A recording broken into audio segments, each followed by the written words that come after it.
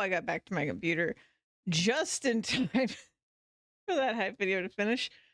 I'm here today. Very exciting day.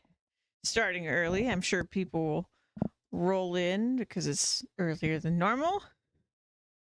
But gotta squeeze in my farming. It's like going to church. I can't miss Farming Friday. So we're squeezing it in, but there's going to be a new PoE 2 league today. But that is for later. We've got 4 hours and 26 minutes. Did I have the time right? Let's see. 10. So that's till 10 and then, yeah, so 2 p.m. my time. Okay, cool. What do we got going on here? I was locked and loaded. Perfect. Perfect. I don't have to even remember what I was doing because it was all good to go. Oh. Okay.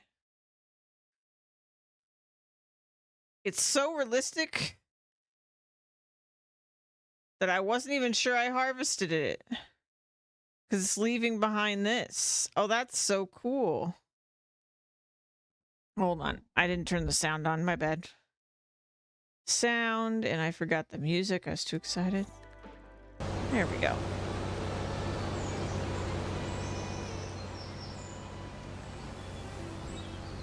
Yeah, that looks really good. Yeah, so we got a new PoE 2 league, which it has been such a weird cycle for PoE 2. Like, I feel like they sort of botched their live event compared to their normal, at least. But then they've been releasing like hype stuff after the fact. And now I'm like really hyped, but man, like day of, I was like really shocked and kind of feeling negative when they announced it. But now I'm like, oh man, we got a real one coming. And I was just so shocked by it because they're usually, the live events are usually so good at getting me hyped. I think that was the real thing that was hitting me so hard.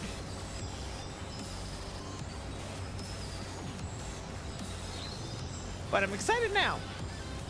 So that's what matters.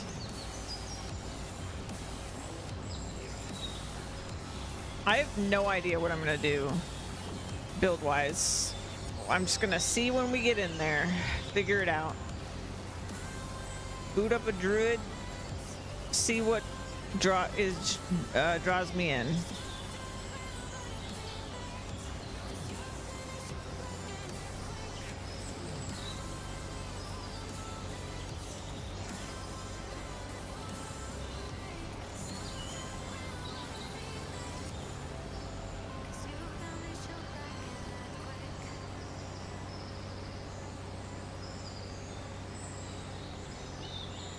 The animations and everything for Sorghum look crazy now.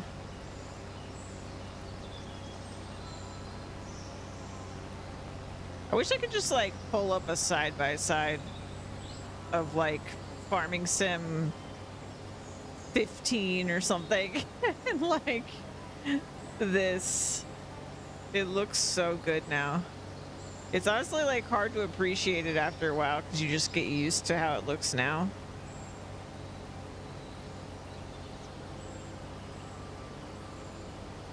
What a weird shape that happened over here. Huh. I wonder if that's because of how I planted it or what happened there.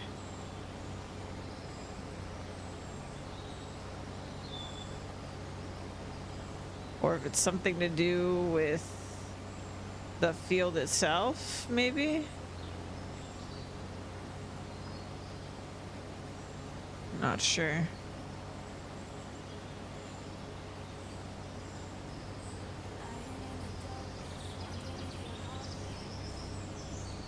I don't even know how many crops I have left at this point. I mean, I guess I don't think I'm going in. I'm basically like just been harvesting what's ready, so I can't really use the field numbers to tell. But I feel like we've at least harvested like 6 or 7 of them. So we're like maybe halfway through.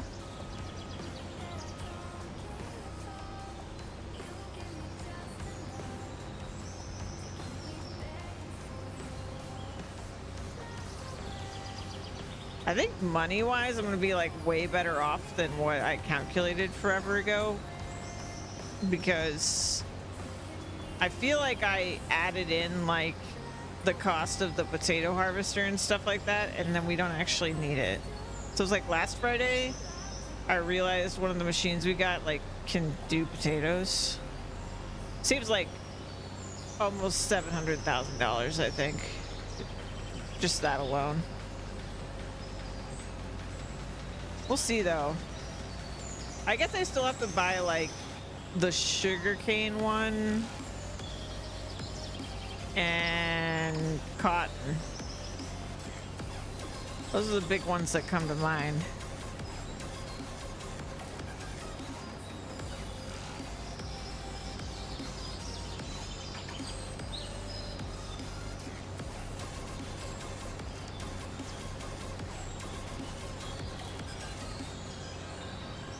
But I don't think we're gonna spend 3 million on harvesters. I could be forgetting something, but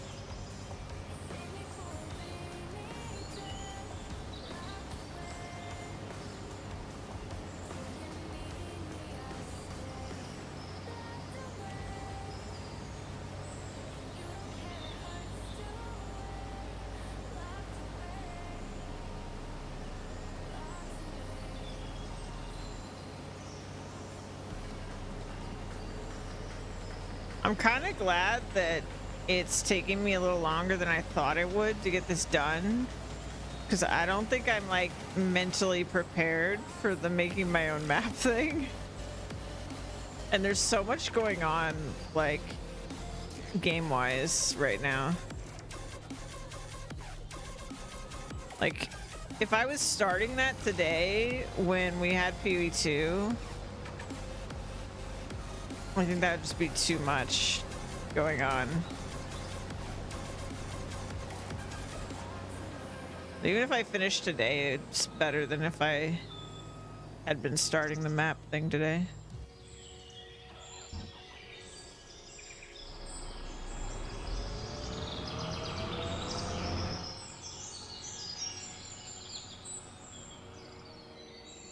But I don't know that I can finish this in 4 hours.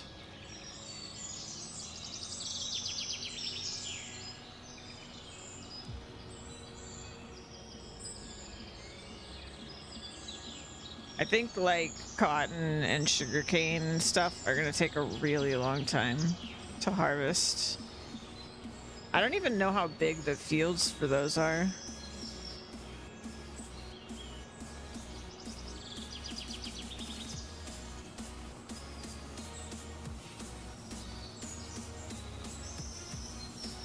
When I loaded up this save today, it was 101 hours playtime.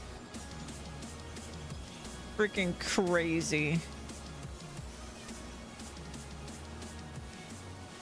It does not feel like this playthrough's been that long to me. Like it makes sense when I think about everything I did, but it just does not feel that long. I can see this tractor alone has almost 90 work hours on it, which is crazy. Thank you for the lurk, Lexus. Good to see you.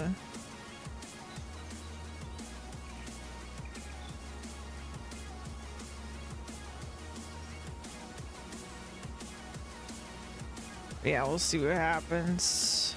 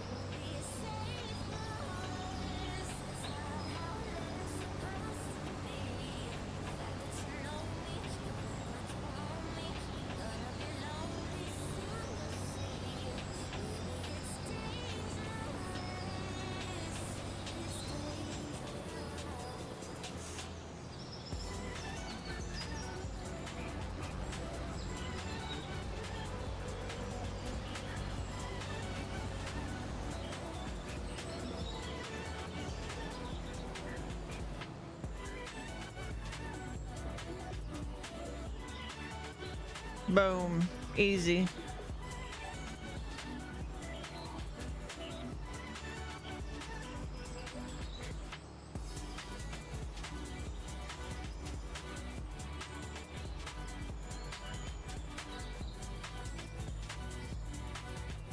Let's see. Fold.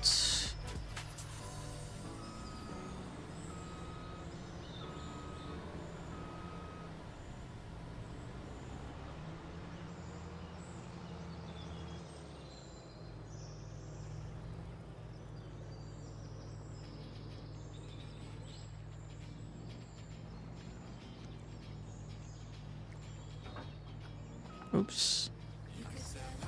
Oh, fixed it for me. Nice.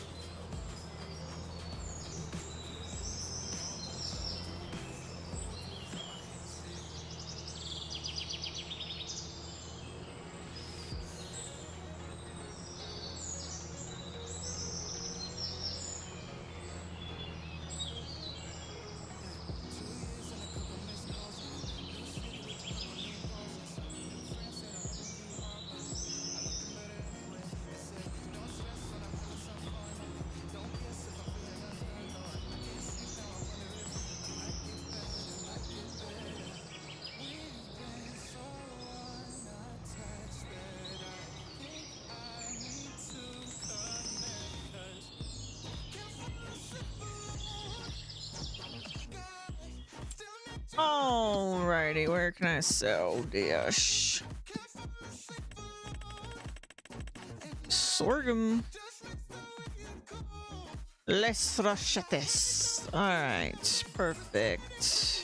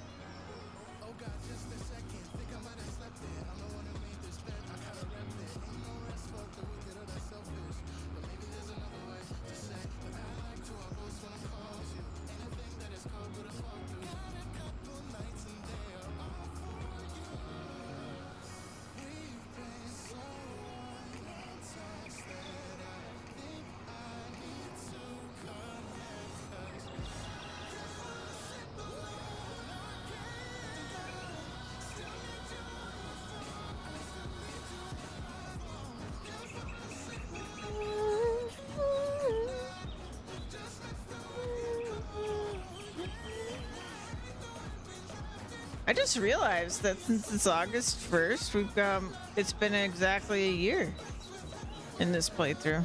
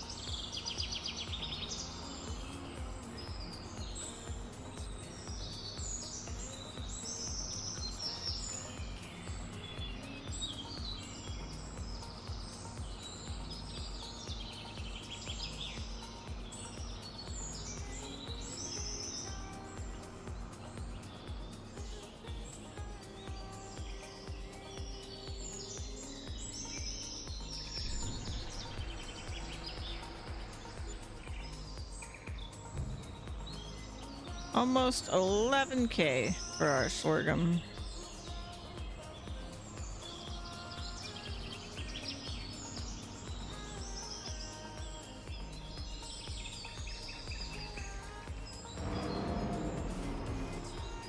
All right, what's next?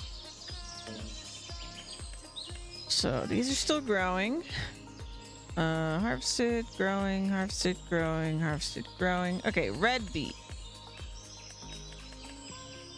Red beet. Field 14.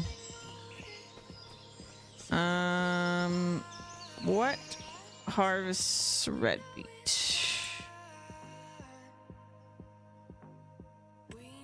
Let's see. It's honestly like so hard to keep track of everything I've got going on in this playthrough.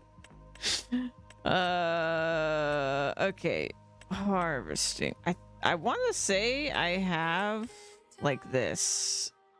Oh no, I have this. This is what my Ropa is the one that's the one that, because it harvests so much of these like special crops, it saved us a ton of money. Okay, so the Ropa success. I think that's in storage. Let's go pull that out.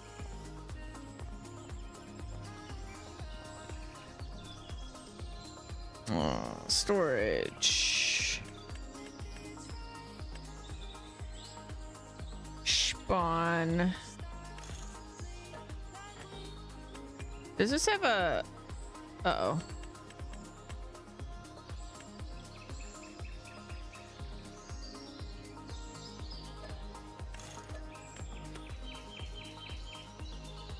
Oh.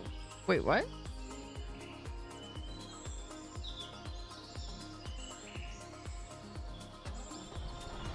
Wait, I have 2 Ropas? Is this wrong?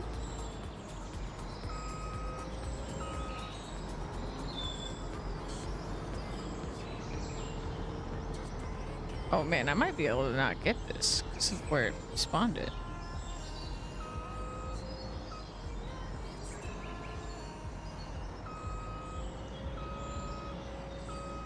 It's like turn. This thing is filthy. What happened?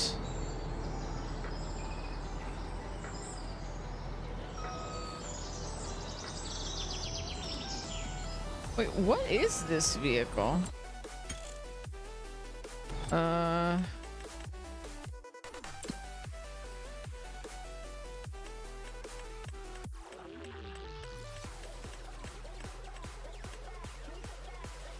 The 6XL.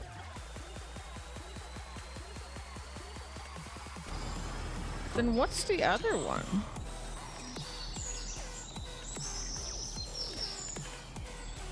Oh, okay, never mind.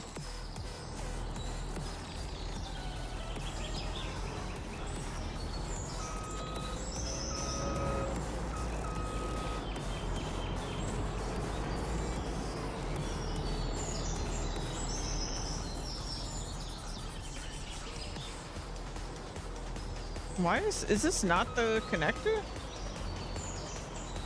I am so confused.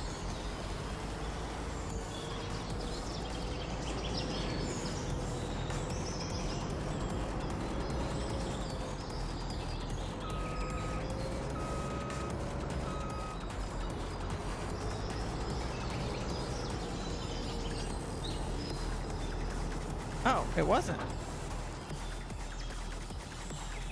What's the doohickey on the front then? Weird. Oh. Okay. I didn't even know about that. Okay. So field 14, huh?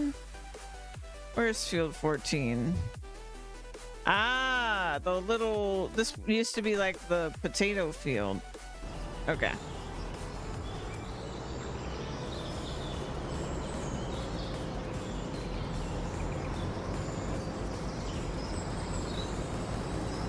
Well, I'm about to get a ton of use out of this harvester, I think.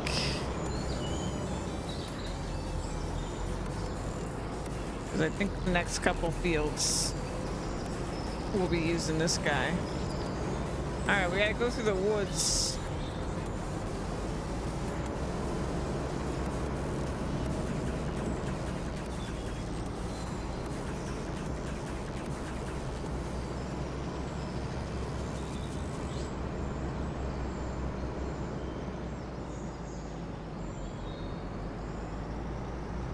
I don't think this was really made for going through the woods like this, but there's no road to get out here, so.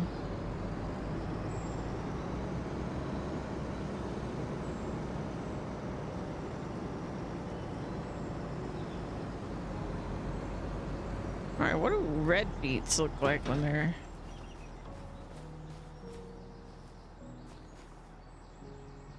Oh, look at that.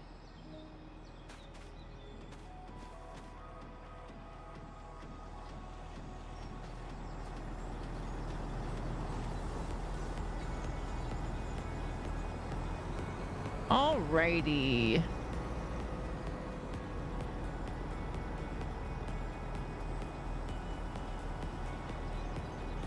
Need to unfold the tool. What do you mean? Oh, unfolds. Okay.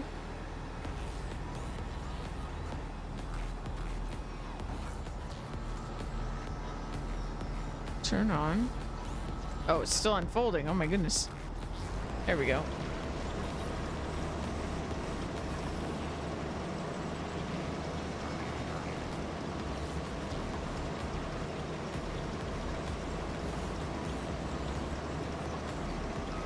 Oh, look at them beets.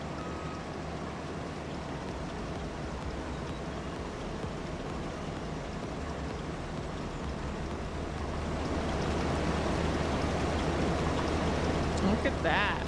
Very fancy.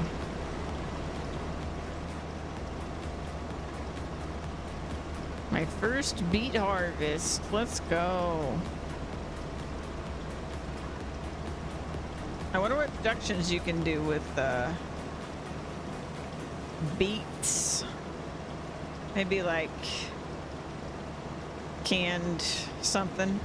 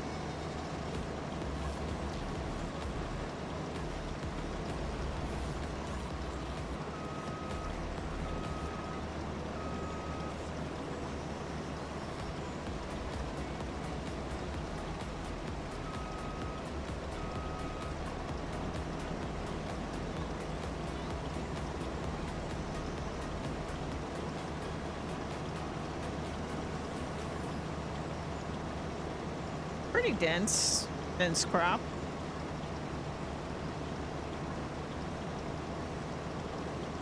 Did that small perimeter and we're already like 30% full here. 15K liters too.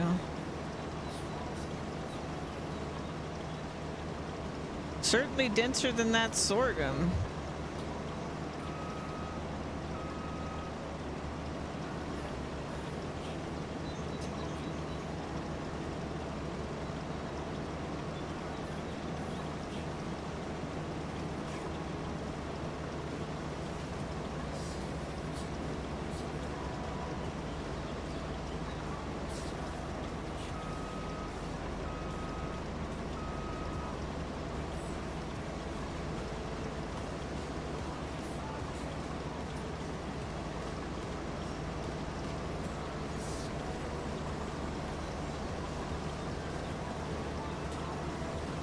Thank goodness this harvester holds so much. We already have more red beets than we had from the entire field of sorghum, density-wise, or like in terms of liters. Kinda crazy.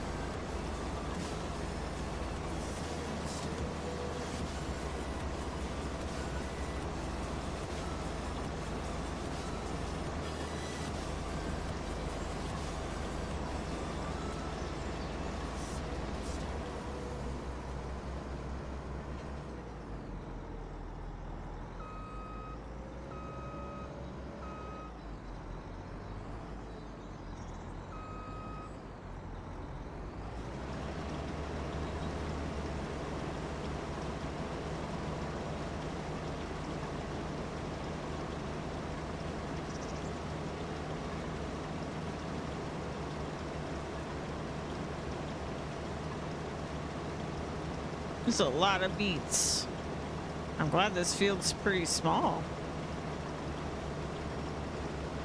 Already got almost 32,000 liters.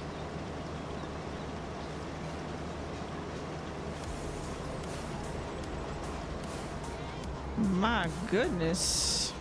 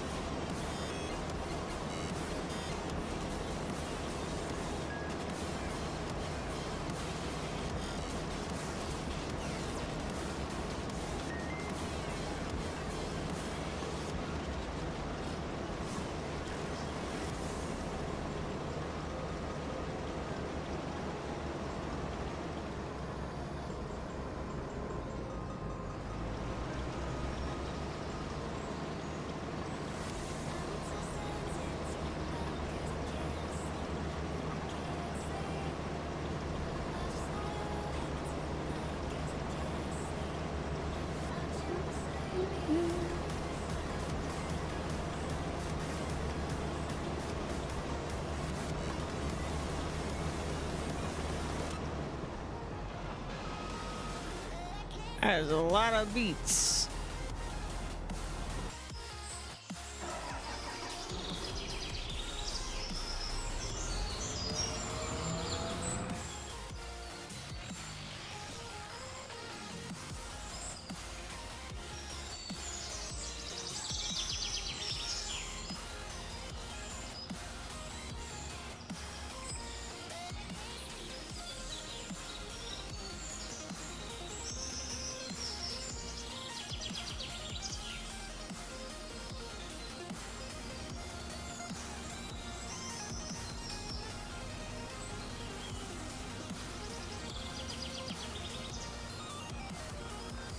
I like how I can just follow my tire marks.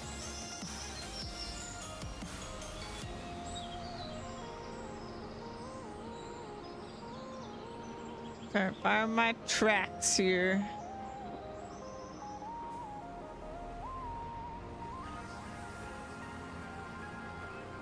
Dun dun dun dun dun dun dun dun dun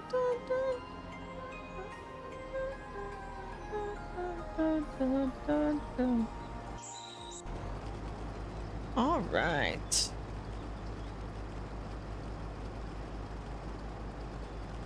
That is a lot of animation. It's kind of going through the trailer, but it's a lot of beats.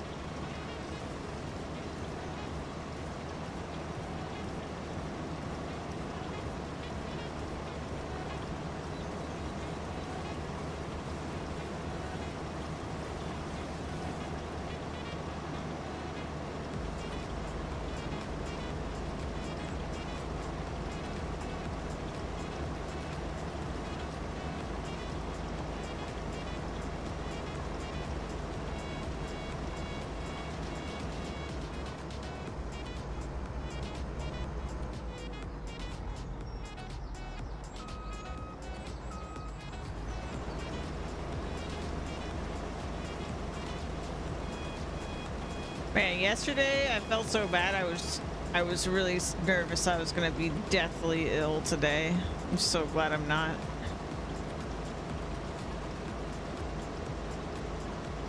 Taking yesterday off was definitely the right call.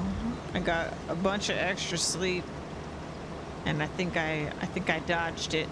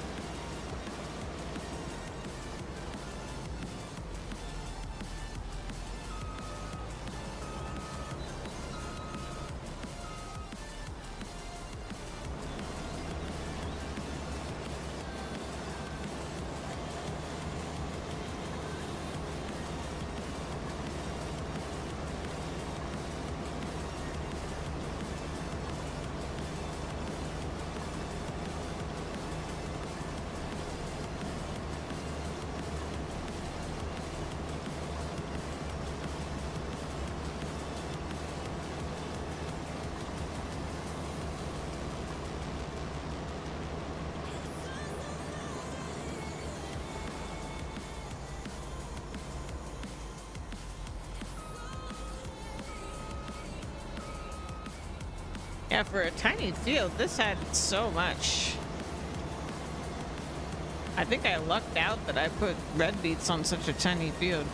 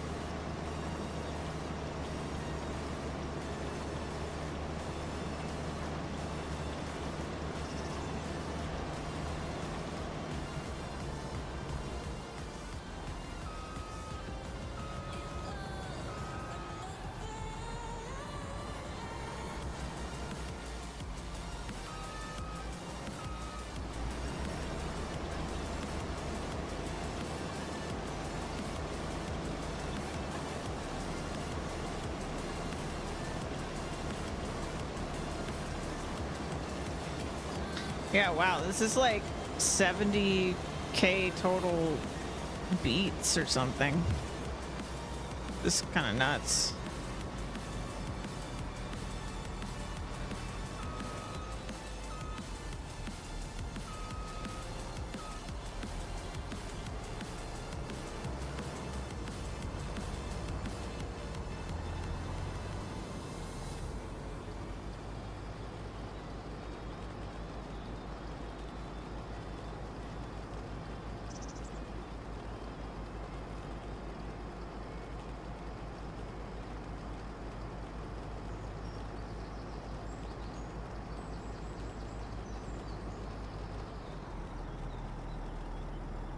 Okay, pipe in.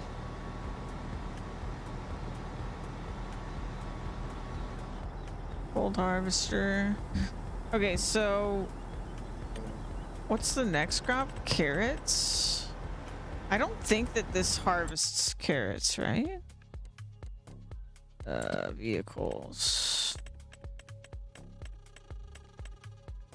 No, it does. Okay. So let's bring this one to the carrot field next, which I think is this. Oops. Yeah, carrots. Okay. We'll bring this over there. We'll go sell our beets.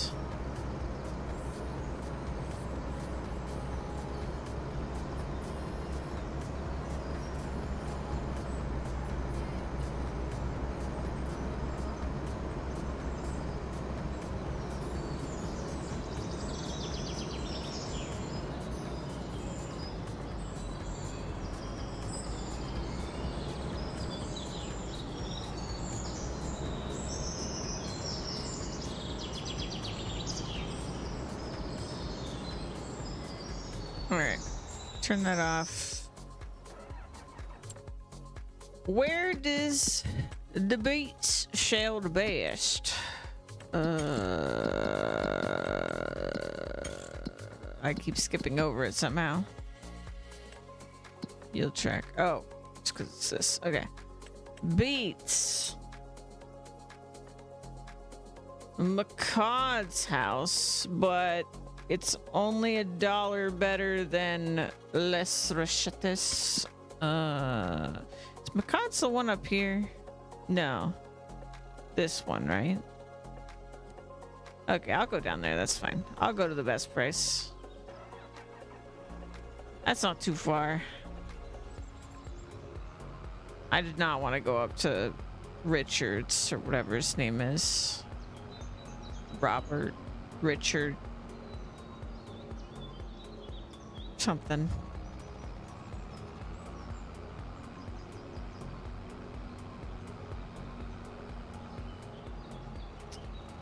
too far out there, but 74,000 liters. That is a lot of beets.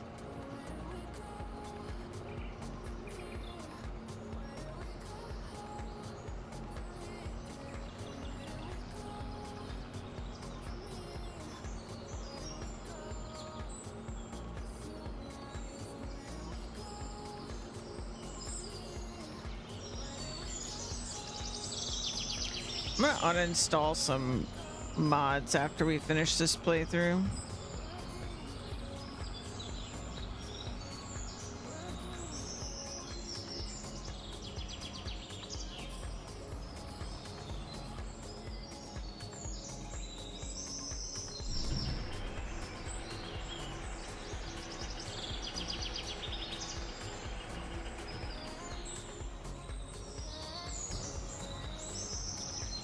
Because I kind of don't like the unrealistic capacity of this trailer.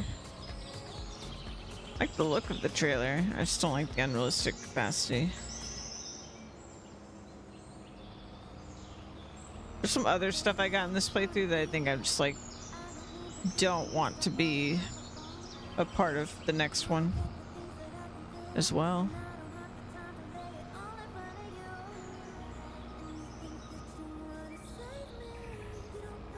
Next playthrough will be precision farming as well.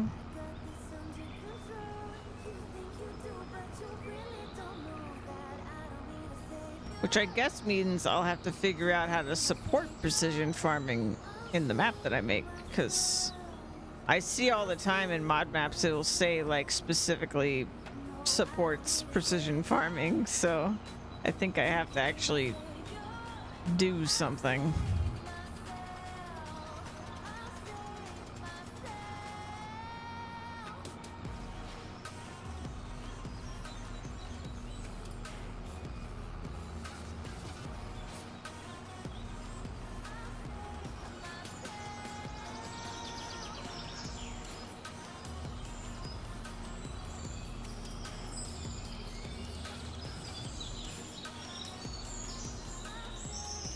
I'm just gonna park it right here because we're gonna need this in a minute. All right, unfold, unfold, turn on. Oh, hold on. Not completely unfolded yet. Turn on. There we go.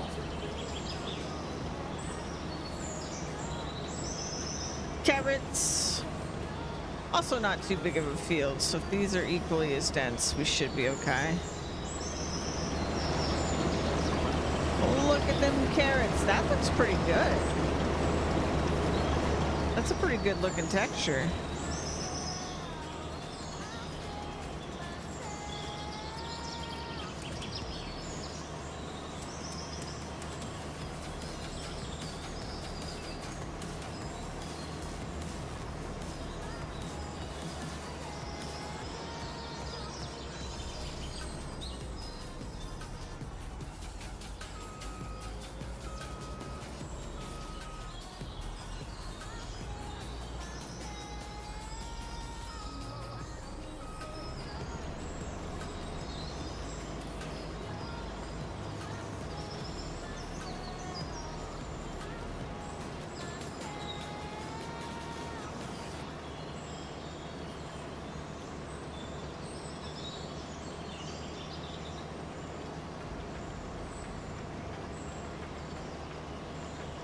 Oh yeah, I didn't actually like...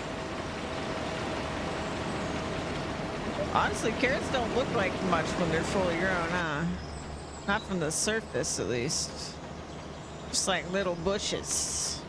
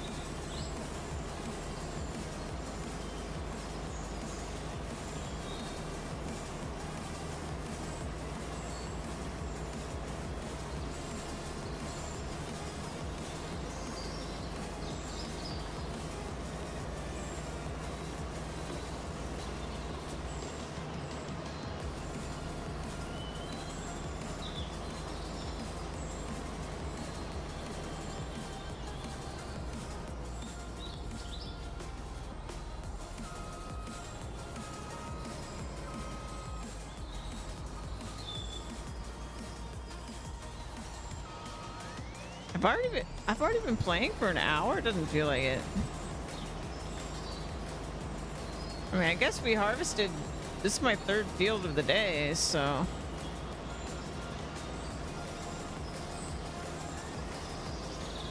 Pretty fast.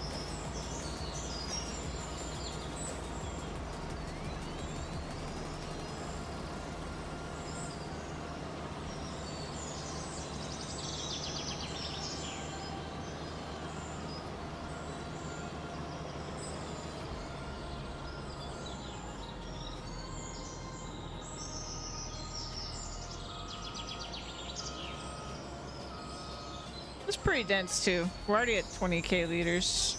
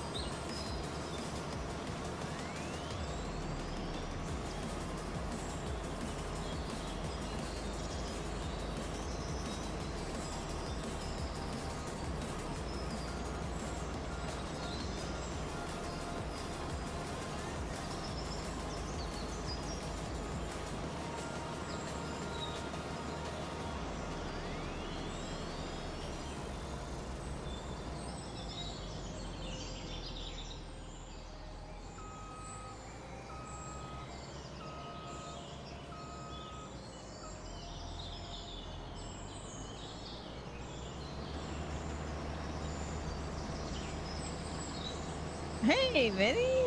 Farm's good. We're kind of wrapping up in this playthrough. It's been the last couple Fridays, been wrapping up. Because I've already planted everything. It's really just harvesting everything is my final goal for this farm. I want to say it was like 19 different crops or something like that. Something crazy.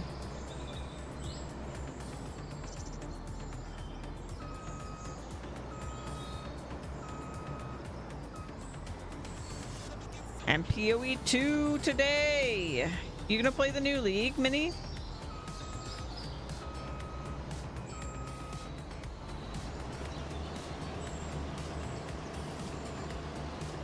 Gonna try to do it? Okay. I thought I remembered you saying something about it. Yeah, it's looking better and better. I don't know if you saw, they released like, they've done something very strange that they've never done before, which is they released a video showing off in-game builds. Which they really, like, they only ever really have, that I know of, showed off like players' builds. But 3 rewards for Planeswalker. Oh, like last time. Nice. Or I guess, was that PoE 1 or PoE 2? I think PoE 2. They did that last time.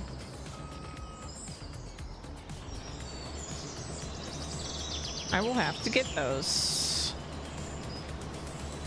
For sure. Since we don't have challenge rewards yet, that's the best we can do right now.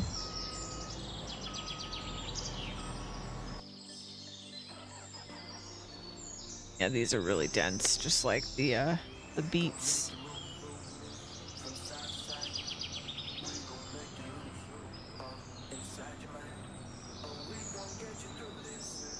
It's get to camp, kill the druid, clear act 1. Okay, so same as last time, I think, right?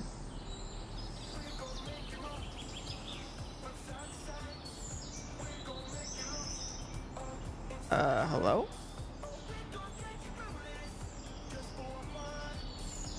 This was not a problem last time. What happened?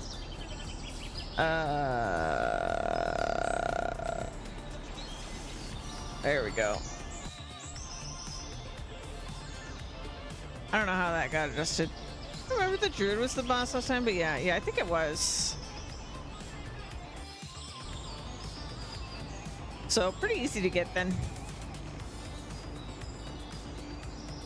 Yeah, I'm hoping I vibe with something. I'm just gonna go in and play whatever's like fun. Like I'm not gonna like follow build guide or anything, and do druid and just see what I like.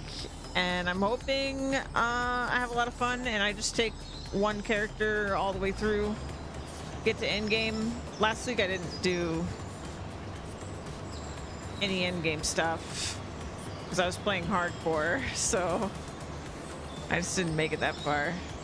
But I'm playing softcore this league. Wolf form, see which one you like more. Yeah, the dragon one looks like it could be fun too, but yeah, I'm not sure. And honestly, going like pure caster looks pretty cool with druid as well. Like I really like the look of the plant ability. So I'm not sure what I'm gonna go for. I feel like bear speaks to me the most from just like an all around perspective. But I could see myself maybe getting lost in doing spellcaster.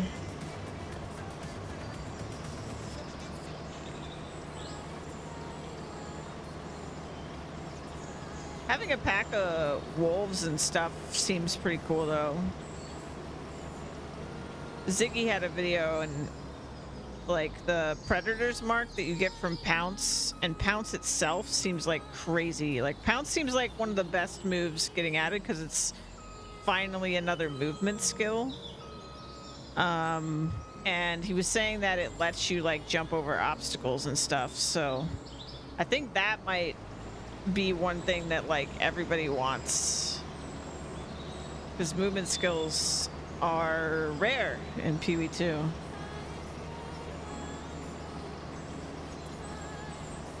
And then they showed off in the in-game build video that there's going to be a passive node that lets you equip a scepter with your talisman. So if you're doing wolves with like the wolf summons, you can get all the minion buffs from a scepter. So I think wolf is going to be really good. I like wolf and D2 the most, especially after they added skill synergies. Made Ravy's so good. What a funny thing to say. It's funny the things games make us say. Yeah, no, I think the obvious thing that we've like seen be really good based on like the synergies they've shown definitely seems to be wolf. I would not be surprised in the slightest if wolf comes out to be the most powerful thing you can do with the druid. But it doesn't really appeal to me too much, but from what we've seen, even if it does end up being the bestest. Bear has move tech? What do you mean? I mean, you have like the stampeding thing, right? But Pounce, from like the moment you get it, is just a normal movement skill. Whereas like the bear thing, I think you have to have like rage, so you'd have to get to the point where you could like spam it, you know? Whereas Pounce is just a move, like you just do it. That's my understanding from what they showed us, at least. But the crazy thing with Pounce is like it's not just a movement skill, it also applies a mark to the enemy that's like really powerful from everything we've seen. True, I haven't looked too hard. You're fine, you're fine.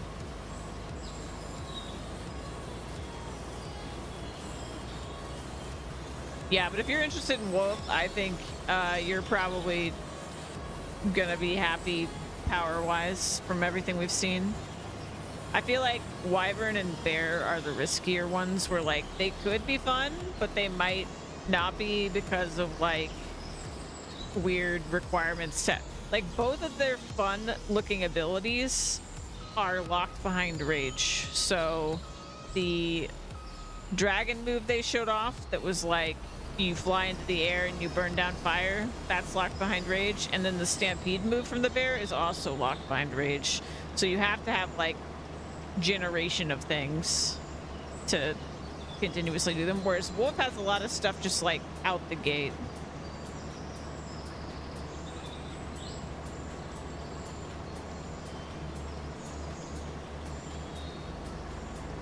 I am curious if like Druid's gonna not suffer as badly early game as some of the other classes. Like Warrior's a perfect example where like I like Warrior a lot in PoE2, but man, I'm so tired of leveling Warrior.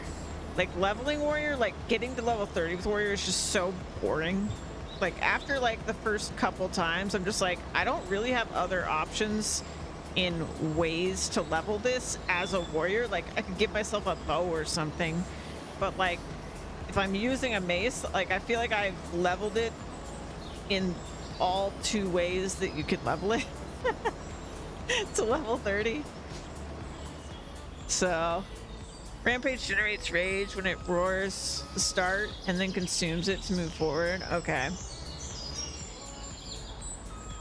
Yeah, I think the bear's like the bear rampage thing is basically like it's designed to be something you get to via a combo, right?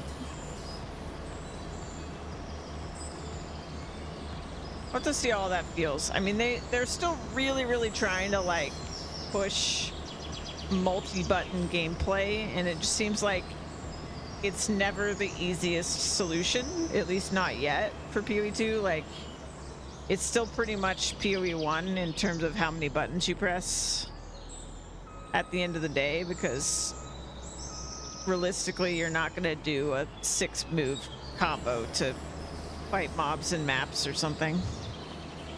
It did work. Like my first time through the game when I made that warrior, like I had like at least I think it was at least like a 4-button combo or whatever, and I really actually liked that character a lot because when like killing regular mobs, I wouldn't do like the full combo, but then I'd get to a boss and then I had like a whole setup for things. Oh, hold on. Louise knocked on the door.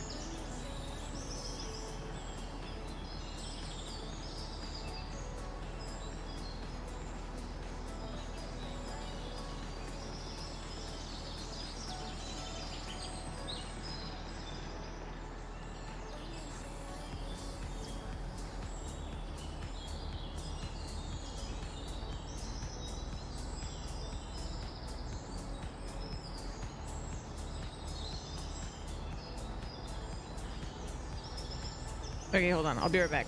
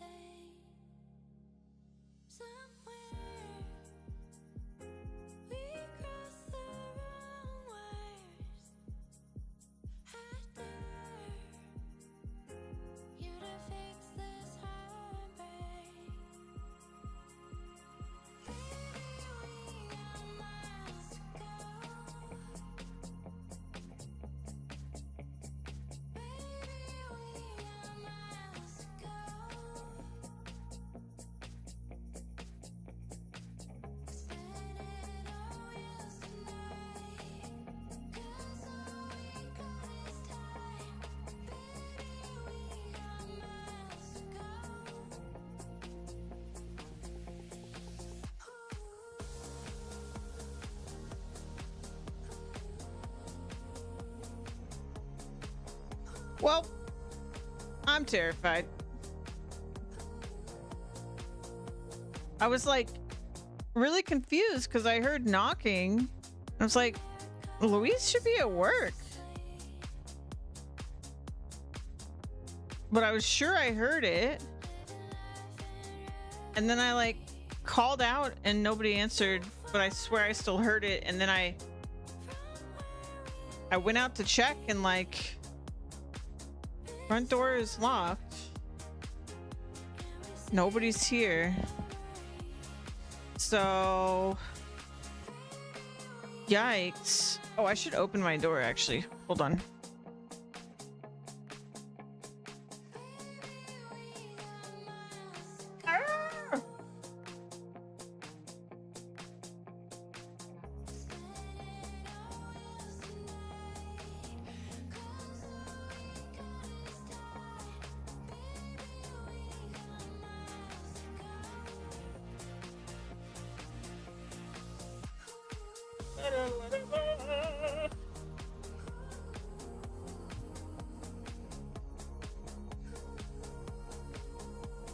Also, hi Lola!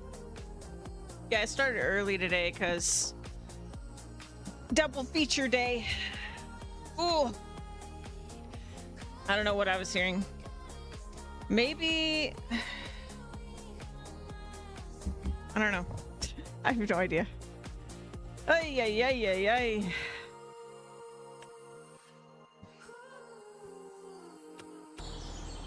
Anyway. Now that I'm sufficiently spooked, back to my carrots.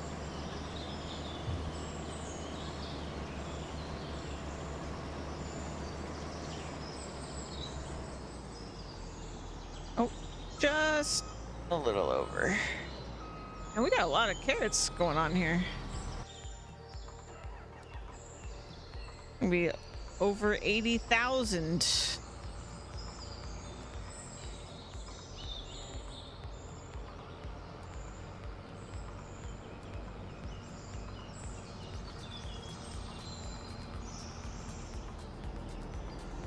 What? Again? Why does this keep getting like lowered? This is driving me nuts. Okay. Did we get the drops for P2 that happened in the Game Awards? You had to sub a streamer? Nah. I didn't think about it, and I was asleep probably during.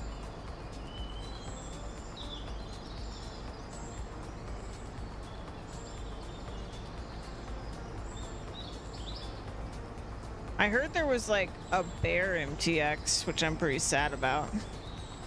Sleep is better. Yeah, it's true. Yeah, I was talking about it earlier. Like, I think I actually successfully dodged getting sick when I was definitely going to. Like, I was so worried yesterday that I was going to get sick. Baron Portal. Oh. Dang it. My FOMO. Yeah, I thought for sure I was gonna get sick. I felt pretty bad yesterday, but I think I dodged it with some sleep. Let's see. Bolt harvester.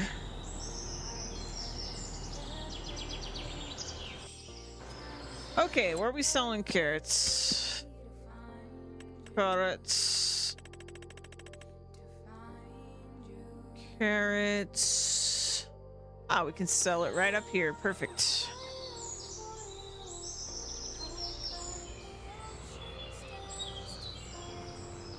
Surprised there's no Monster Hunter news. I have been so unplugged from Monster Hunter news. I've been in another realm.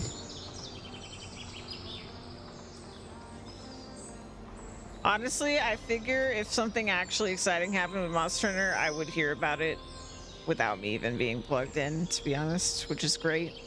Y'all are great. You keep me informed. It's excited to see Crystal Dynamics bring back original game as Legacy. I didn't see any of the Game Awards. I didn't even, like, watch it after the fact.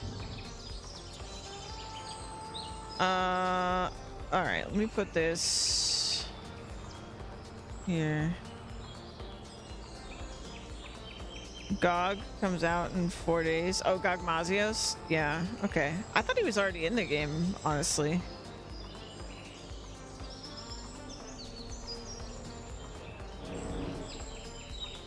I'm glad they're bringing GOG back. I hope people like it. Okay, let's see. We did that. Okay, grass we don't care about. Parsnips, field 17. All right, whoa, wait, this is like the end. Oh, well, we have a bunch that's still growing, actually. Never mind. Well, for today, we've only got 2 crops left. So, parsnips. Title update 4 is on the 16th. Ah, okay. Parsnips. Are you snips? Yes. Called it. All right. Field 17, was it? Let's go. Write out armored spheres with too lazy.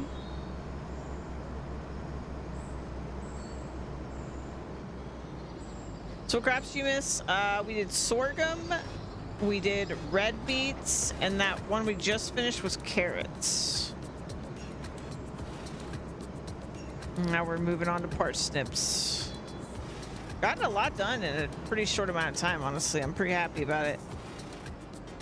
Oh, this is gonna be a doozy of a field. If this is as dense as the other ones, we're in trouble.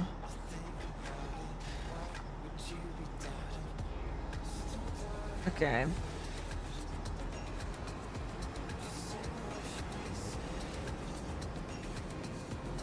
Oh yeah, we're in trouble if this is as dense. This is a lot of parsnip. I wanted to see, look. You wanted to see the crops? Oh, how the crops looked, yeah. Honestly, these last couple crops, the sorghum was like really big upgrade. These last couple crops, so red beets, carrots, and now parsnips, you don't really see much because you just see like the bush of the top of it. So you don't see as much there. But you do see like these are pretty cool. Like the textures when it's inside have been pretty good.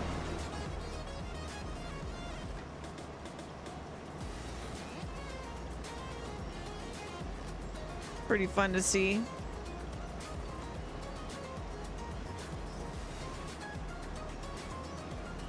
Oh, we're gonna be on this field for a while. Those are parsnips, yeah. We're gonna have so many parsnips. This is way too big a field for this. It's way too big a field. What was I thinking?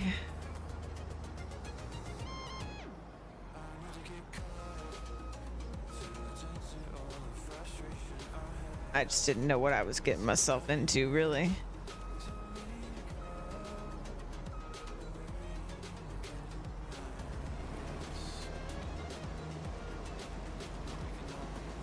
One of your favorites?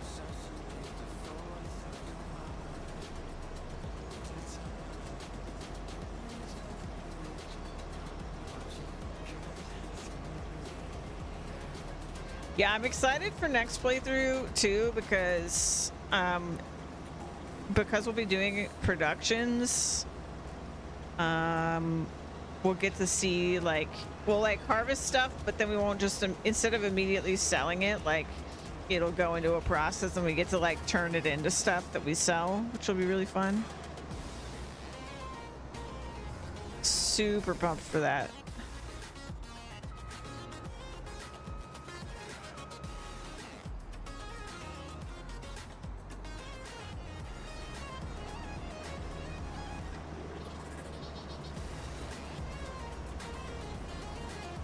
That we featured as well as Brussels sprouts. Nice.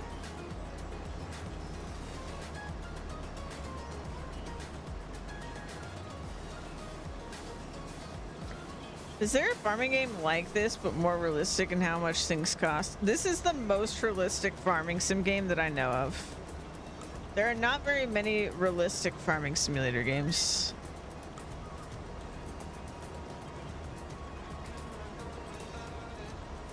It's funny because I put a lot of stipulations on my playthroughs that like make things more difficult financially, but it's still not that difficult financially. We'll see though. Next playthrough, I'm restricting myself to not do lumber. So, and that's really where I got all my money this playthrough. So,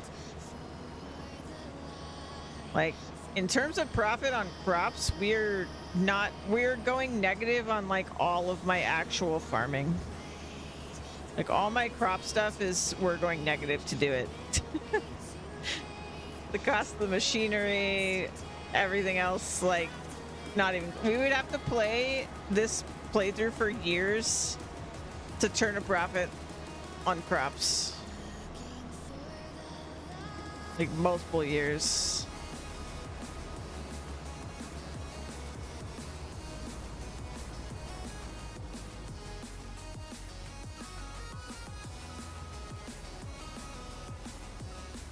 Yep, tree hugger next playthrough.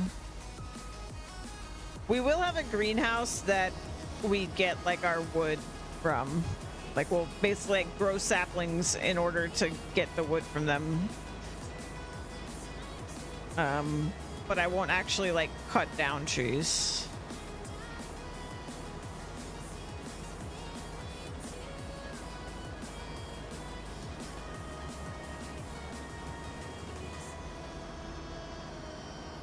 Using more machines. I have a lot of machines in this playthrough. I mean, I think we will ultimately have more for sure.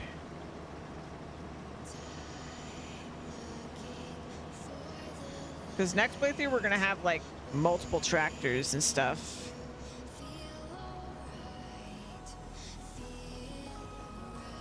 We'll have animals, we'll have everything eventually. That's the plan at least.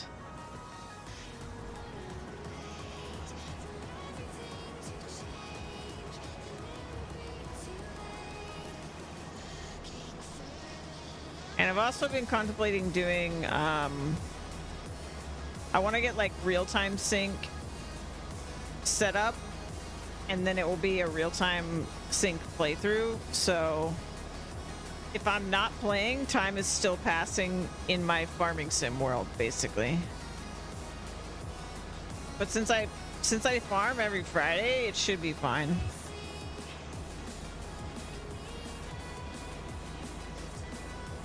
And then like it would be, I want the real life date to match up with the in-game date.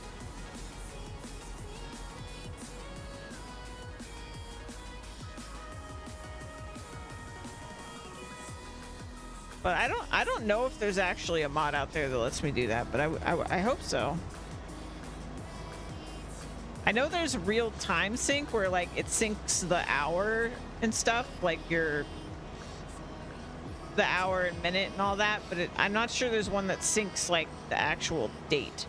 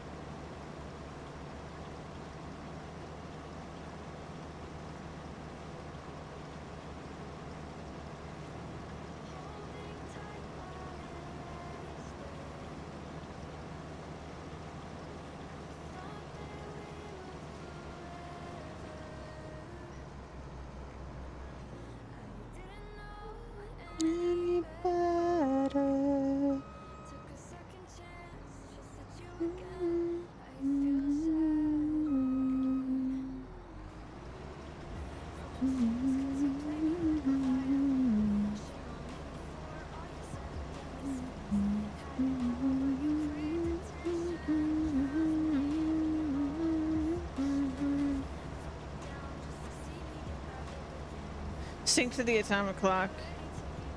Get real time. Sure, sure.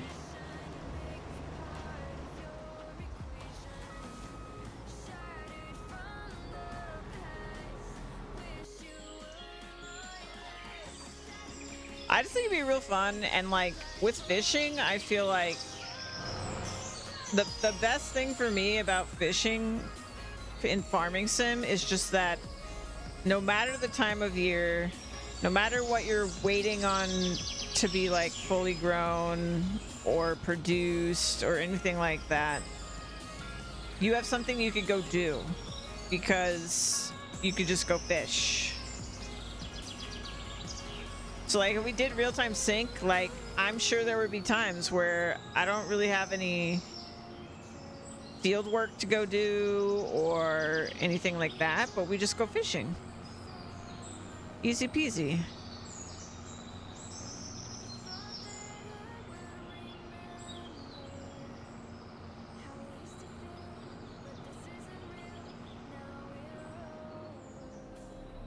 Stardew Valley energy system mod. I wonder if there are any like gameplay related to fishing mods yet that like really change however fishing works. I don't even know how fishing works yet because I haven't done it. Because I've been in this playthrough. I've been wrapping up this playthrough and I've avoided spoiling myself for how it works. So I'm just excited to get in there and figure it out real time.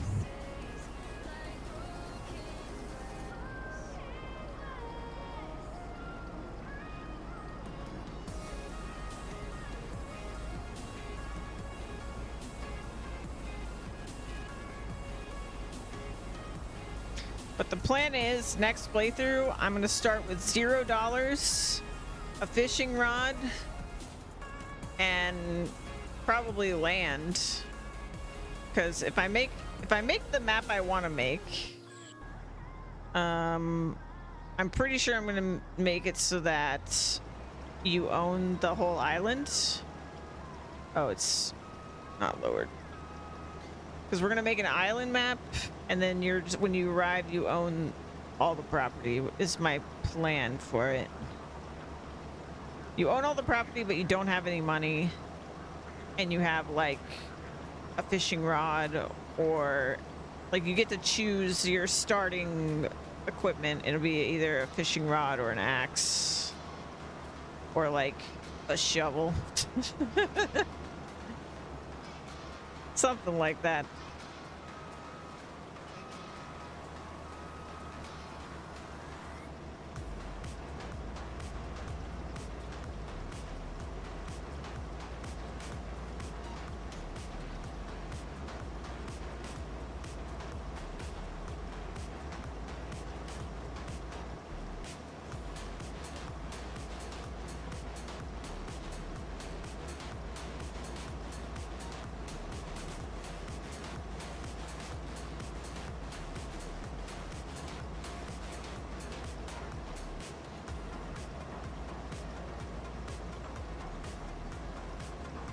Hopefully making my own map works out, but we'll see.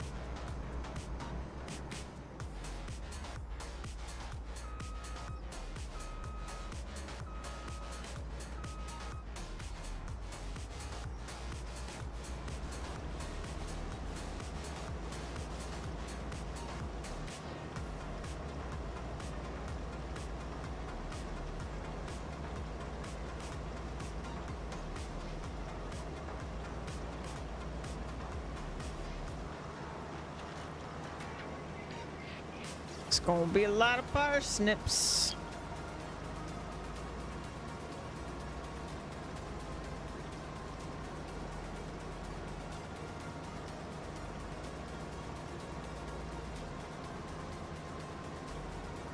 Well, I definitely don't think we're wrapping up this playthrough today because thinking about it, we've got this and green beans for August, but then I've still got cotton and sugarcane and like I think sunflowers and like a ton of other crops left, honestly.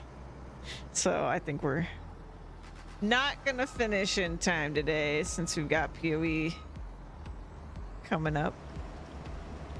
But that is a-okay.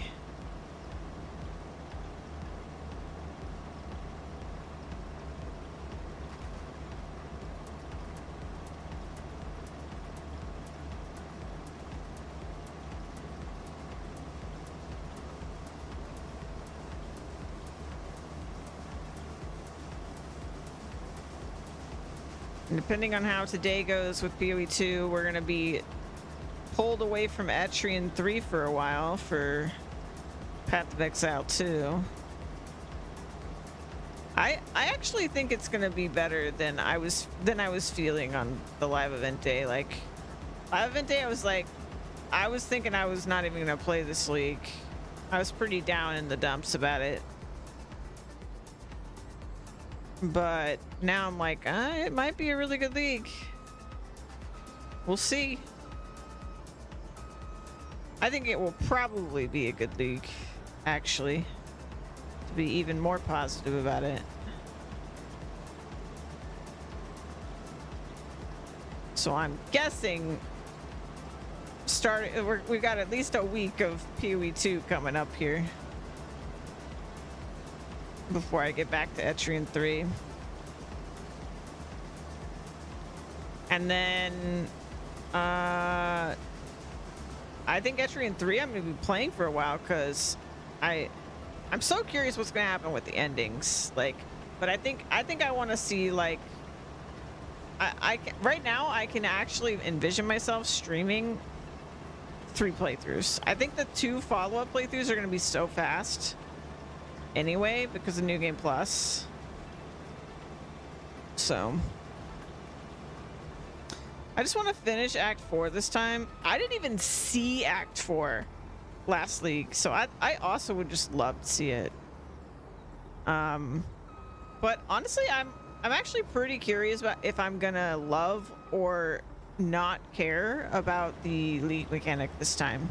It's one of those things where I feel like you're either gonna love it or you're just gonna be like, yeah, that's too much trouble. And I don't know which bucket I'm gonna fall into. But I hope I love it.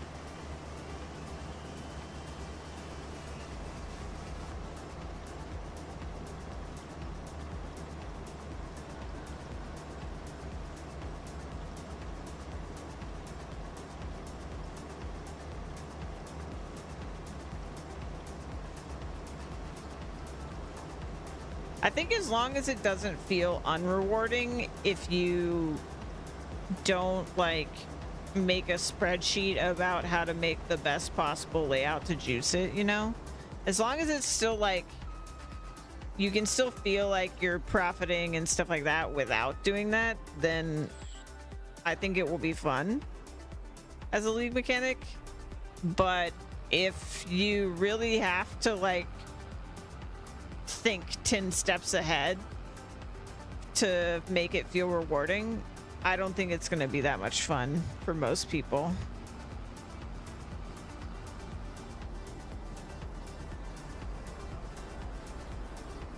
Like, all my favorite mechanics in PoE 1 are they either feel like a separate mini game from the rest of the game, and so that's why they're fun, because they're like this whole separate mini game, or they're so simple. They're just like, you just like Harvest being my ultimate favorite. Like, I love it because it's so like there is actually like a juicing strat or whatever that I don't even do for Harvest, but like you can just sort of like Alkin Go harvest and make a profit, and all you're really doing is just every time you see the Sacred Grove, you go in and you kill the stuff. Like, you really don't have to think that hard to make profit. You could think hard to make more profit, but Breach 2 overall, oh my god, I loved Breach 2 actually. I was not a Breach enjoyer before, and I loved Breach 2. Keepers was so good. It is so good. It's still happening, obviously. Like, I was having a blast. PoE 1 is in like a great place.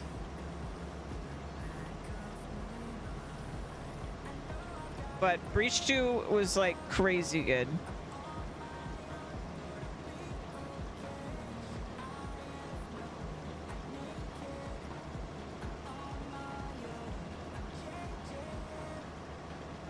It's funny because every time, like at first, when the normal Breach mechanic would pop up from Breach 2 in Keepers, I was like, oh, I don't like this. I don't like this. But then, I got to a point where it actually, because of Breach 2 and because the other side of it like got me into it, I started to enjoy regular Breach as well. So like, regular Breach is still kind of in the game, you know? And now like when those would pop up, I would get excited. I was like, yes, let's go. It's just like, it's so, because the original Breach stuff is so simple. It's just like, yeah, just kill all the stuff. Whereas like the new Breach stuff is slower because like you're defending, so you have to wait for the waves basically. So I kind of like flipped at the end, where it's like, I preferred to see original Breach versus the new one by the end. But early on, it was really nice to have the other one because like my builds usually aren't super fast at clearing the screen. But like early on, especially, you're not like gonna be doing that. So it's kind of nice to have there not be a timer. But then later game, when your build's popping off, other Breach is so much fun. Like original Breach is so much fun.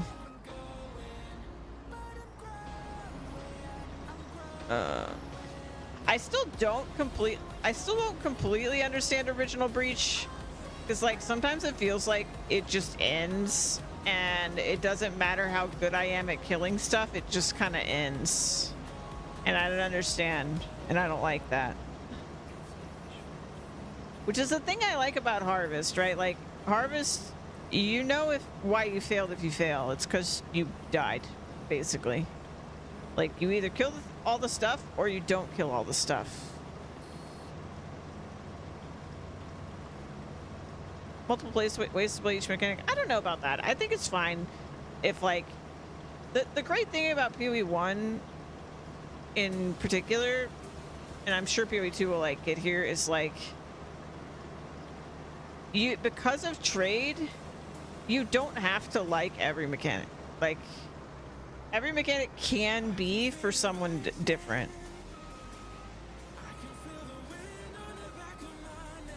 And that's a good thing, because like what you don't like, you'll buy from people on the market, which means the people that do like it can profit from it, you know? It's like, I think it's actually like healthier for the game that League mechanics are kind of divisive. Like, I think it's actually good if they are very divisive, and so some people don't like hate them and some people love them. I think it makes the economy like way more interesting.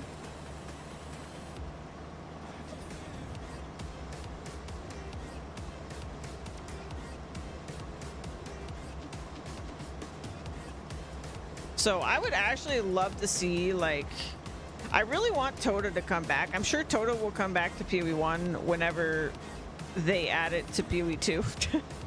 But I really want to see Tota come back, because that's another one that's just like decisively different, and there's people that fucking hated it and people that loved it, and I just think that those kind of mechanics are the best ones.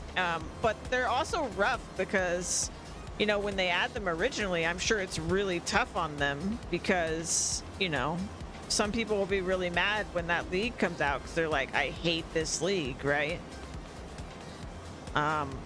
So that's kind of rough. Like, if you imagine, like, if when Blight comes to PoE2, if it's still a tower defense, which it better be if it comes to PoE2. Lots of people hate Blight, but also lots of people love Blight.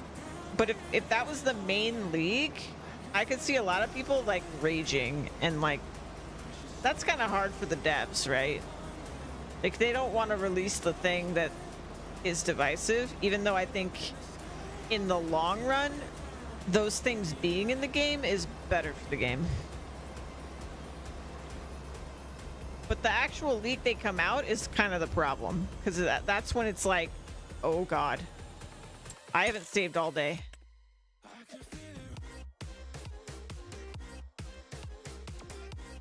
I was like, if this crashes, I haven't saved all day. We gotta save. Please don't crash. Oh my god. I almost panicked. Okay.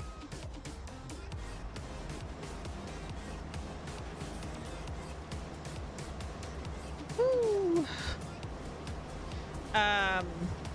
Yeah. Because they were even saying when they came out with Breach 2, they were like, well, you know, we want to do... There's a lot of mechanics we would love to give some love in this way, but Breach was the safest. And I was like, that makes me kind of sad to hear them be like, oh, this was the safest, because I think one of GGG's strengths is that they take massive swings. They take risks, and they take risks well. Like, so them playing it safe is a little concerning, but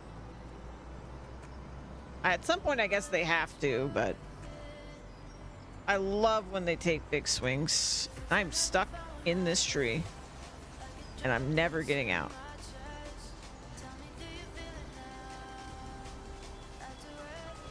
Oh, there we go. I didn't want to take a huge risk for the first PoE one. Yeah, that's true. And it had been a long wait, so I hope that's really what it was. It was just like, oh, we can't fuck this one up. You know, this is not the league to take a risk on, I think was maybe what they meant. I hope that's what they meant.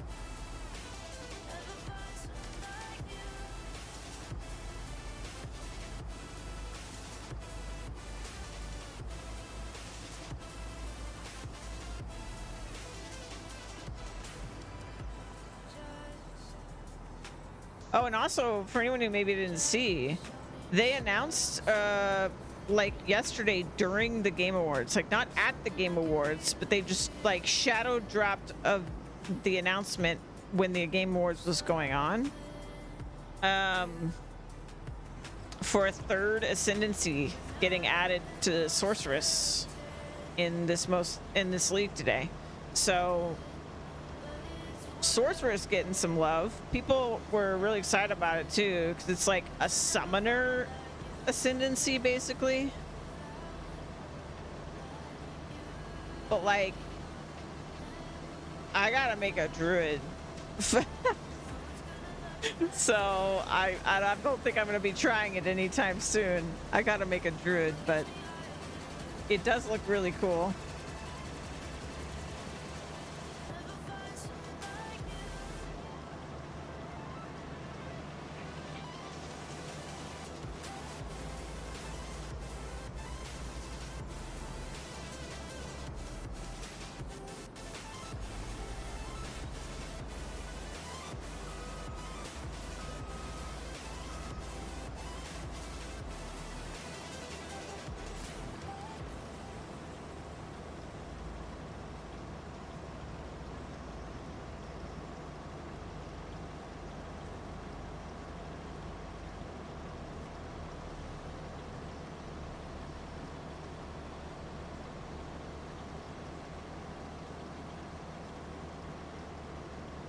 At least looks like I'll be able to get parsnips and green beans done today, which is good.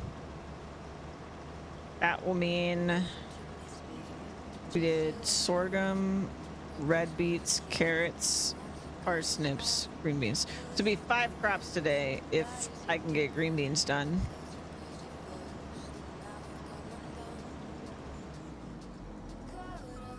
Pretty good.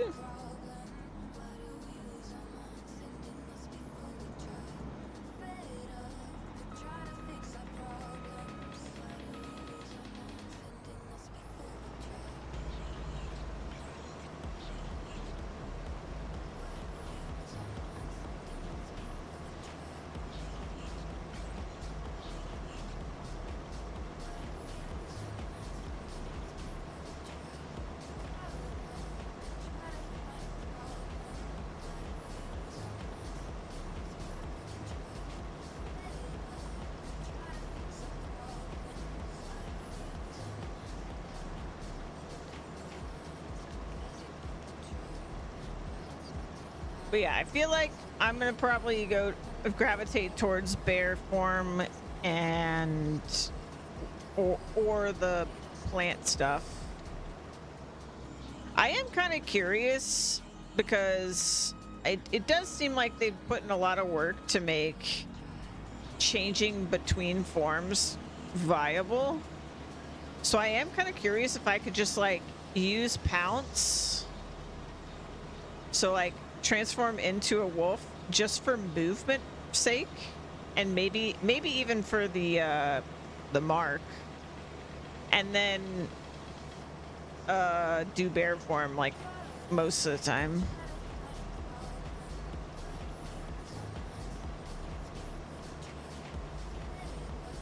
We'll see. We'll feel it out today.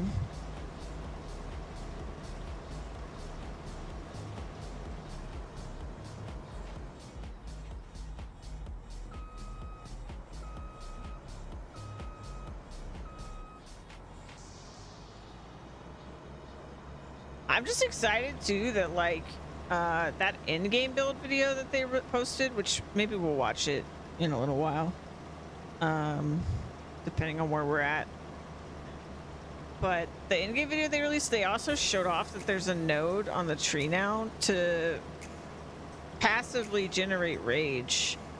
Like, I'm glad that, you know, because we have a lot of problems right now, I feel like, with charges in PoE 2, where you don't really have good ways to generate them, because they're usually, like, the way you generate them is tied to specific skills. So if you don't like that skill, you're just kind of, like, blocked out of a ton of builds because you can't generate charges. And for me, that's definitely the case. I don't like a bunch of the monk skills, are like Culling Strike and stuff, like where you use the charges. I hate them because they like feel bad to use because of the like physics or something or whatever's happening with them. So yeah, like getting power charges and things like that is really annoying. Whereas like in PoE 1, there's a lot of ways to do it. Or even to just like passively always have them in PoE 1 is like very possible.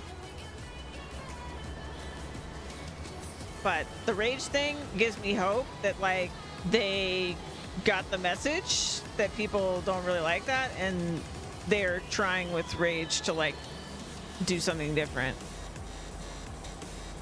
And hopefully we see that moving forward with the charges too.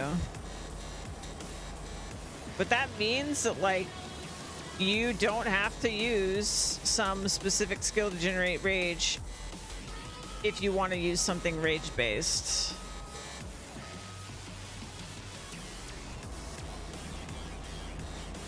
But I don't think that it's very like, it's not like crazy passive generation or anything. So you'd still probably have to have something else on top of it, but if you just wanted to use something that was rage based as like an ultimate ability, I think that node would cover you.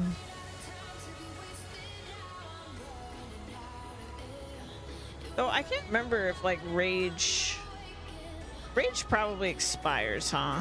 So maybe it wouldn't really work for that either. I don't know, man. We'll have to see. I have to get my hands on it.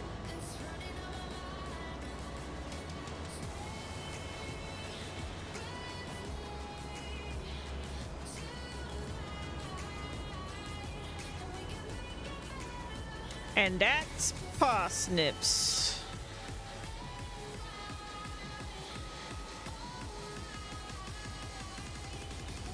That's a lot of parsnips, my goodness.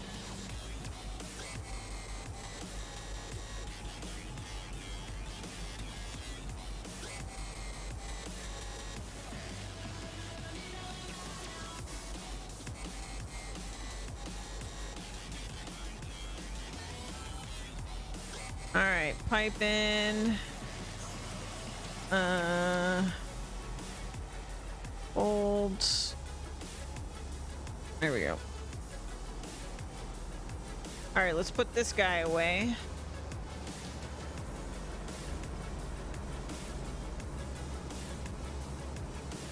Honestly, I might just park this and not even store it.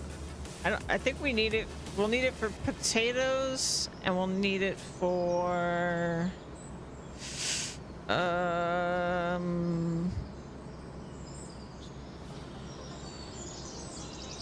sugar beet. Have we harvested sugar beet yet? I don't know. We might have.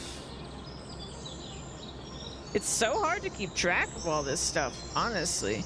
I think it'll be easier next playthrough because I won't build up so quickly. I think part of the reason I can't even keep track of it here is because it's only been a year in the game and we have almost every single crop. Like, this very rapid expansion has happened here.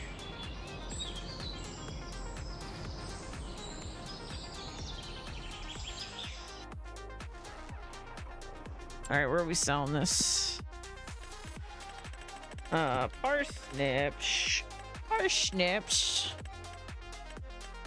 Parsnips. There they are.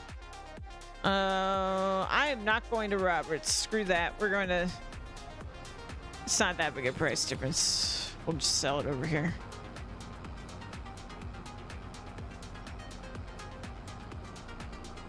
But 165,000 liters of parsnips.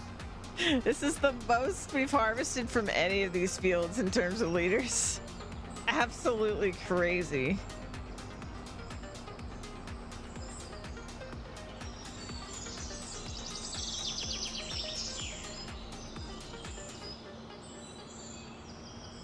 That is a lot of parsnips.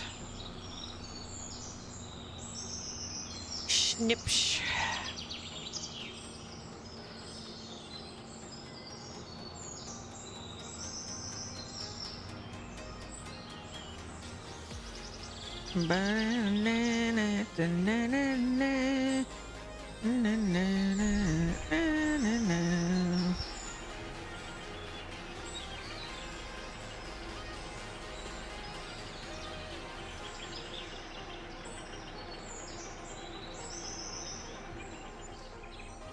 Almost $25,000 worth. Not too shabby.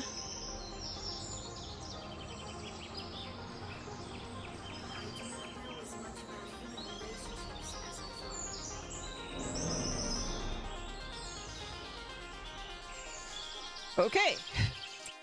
I don't think I have the green bean harvester because I think it's its own thing. So we're going to buy that. Yeah. Green bean.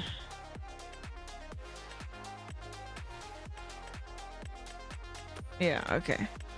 Yeah, because we got the pea one and we got the spinach one, I believe, already. But I do not have this guy. Oxbow PB 2140E. Let me double check that we don't have it.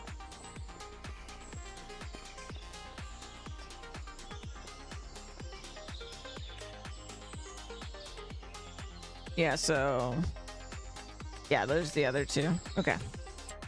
That's right. Green beans. $500,000. Goodbye.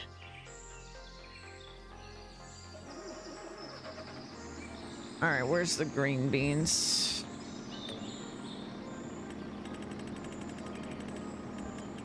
Field 18.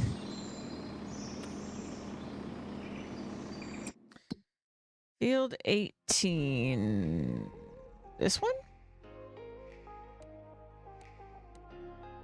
It do look like the color of grain beans.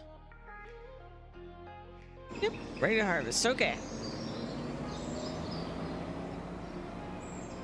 And we're going through the woods.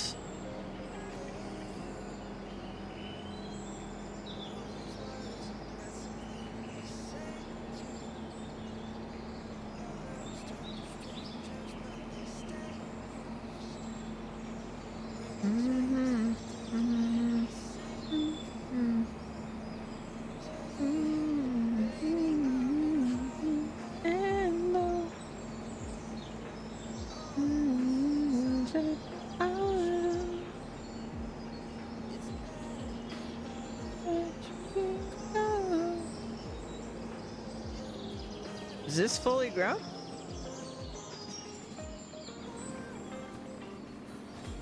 I guess so.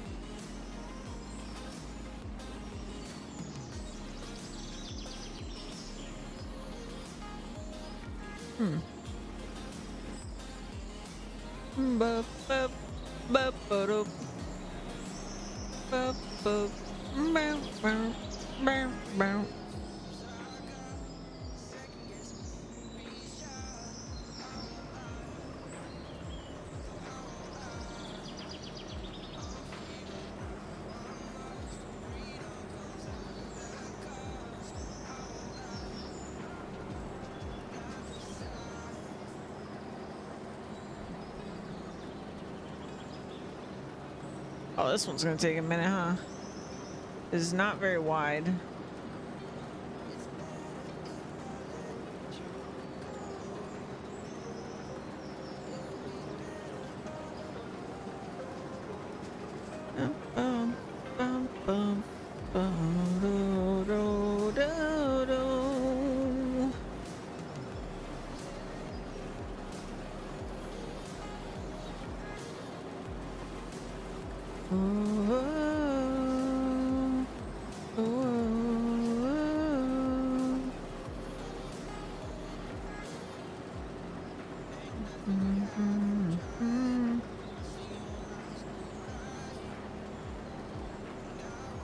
Pretty big field too.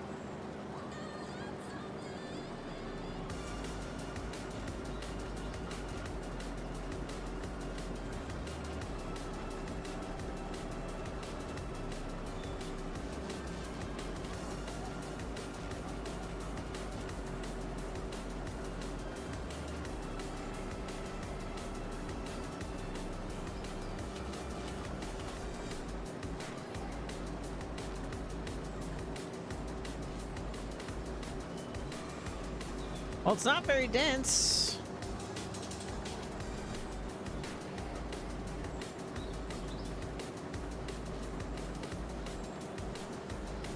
What is this, like $1,000 per 1,000 liters or something. It's gotta be. It's like super. Whatever the opposite of dense is.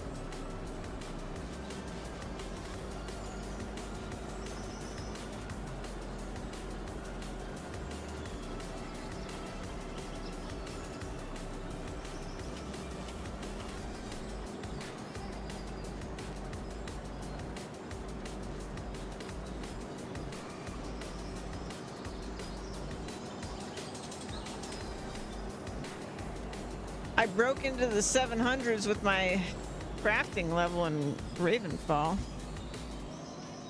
Finally.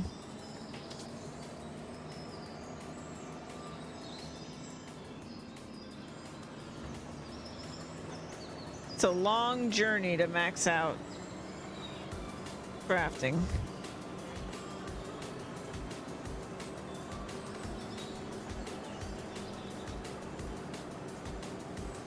Oh, so I'm back on the fence again.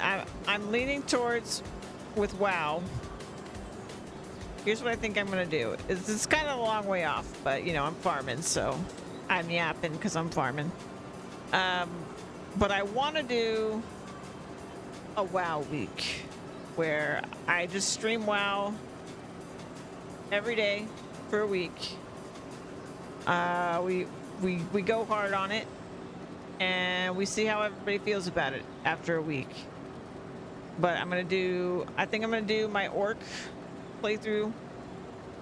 We'll start it together. And yeah, probably it's, you know, my health, barring any health things that happen if I'm like exhausted or whatever, we do like extra long streams, kind of like, not weekathon style, probably less than that. I don't think I'll ever do that again, to be honest. It was so much fun, but I might die if I do it again. But maybe like 12-hour days or something like that, and then see where we end up by the end of it, see if people had a good time, and decide from there. But I don't want to do it until obviously after PoE2, because we're probably gonna have a week of PoE2 at least, and I'm in the middle of Etrian 3 and I don't really want to get distracted from that for too long. So, you know, at the very least, or at the very earliest, WoW week will be like after I've done everything I want to do in Etrian 3.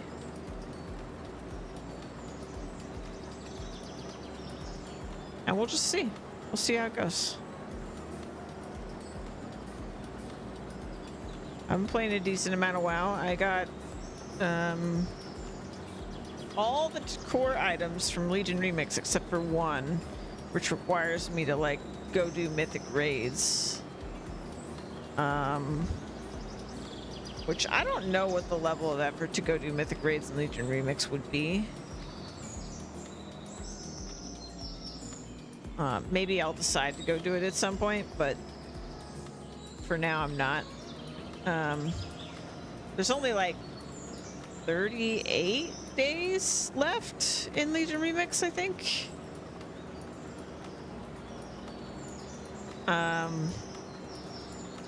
But I've got sort of like a big, you know me, I've got a big plan for a while.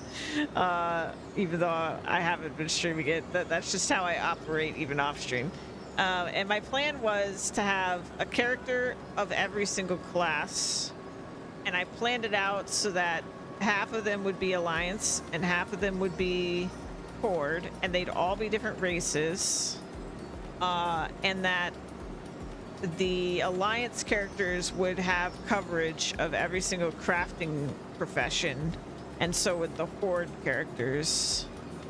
So that's how I planned it out my characters. And I'm hoping to have, by the time Midnight comes out, all 6 or 5 of the 6, excuse me, no 6 of the 7 actually of the Alliance characters at max level, and have all my like profession stuff ready, because I want to have access to like all the housing decor items through professions as well. So I want level 80s of all of those.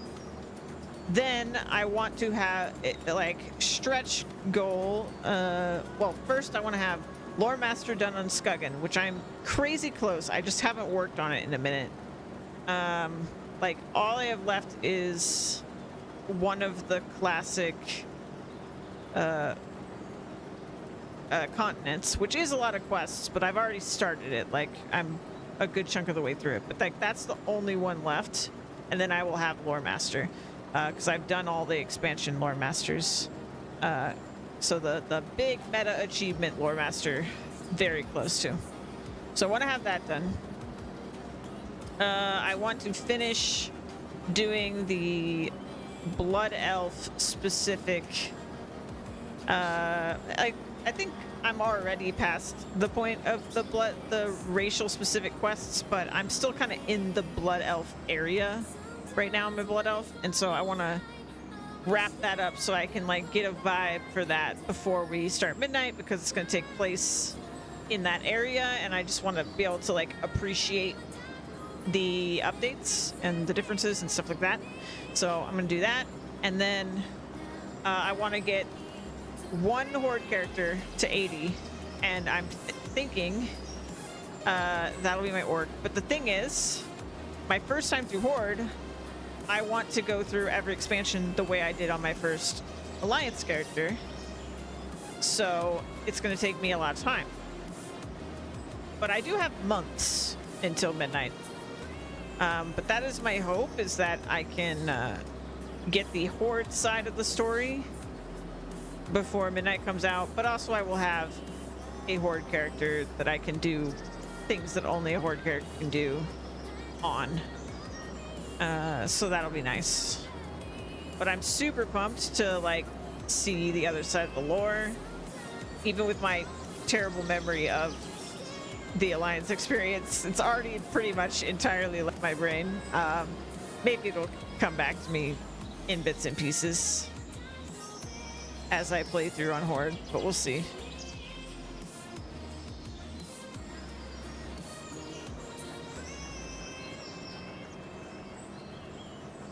And the most recent story patch for WoW, I saw like a really interesting like theory video on some of the stuff that got dropped. It was only a couple quests in this last patch for the main story, but there was some stuff. There were some hints and things.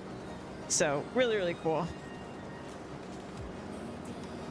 I love the way WoW tells its story. I love how, like, there's something about the way WoW does it that for me is just exactly what I want, where it like really feels, it makes it feel like a living, breathing world to me, and it makes me like believe in the characters and stuff, the way that they tell the story. I like that characters will lie to you. I like that characters will tell you things that aren't true because they think it's true. I love like how people don't talk to you necessarily. Like most games, especially MMOs, all the characters and NPCs kind of just like dump their whole life story on you. And WoW, they don't really do that. Like, they really tell you what's relevant. They say things that a person would say. They don't like say, hi, nice to meet you. Let me tell you about my deepest and most personal trauma, you know. They're like, hey, this is the current situation. I just met you. I'm not going to tell you my deepest, darkest secrets, you know. I really appreciate that about WoW. It does mean that obviously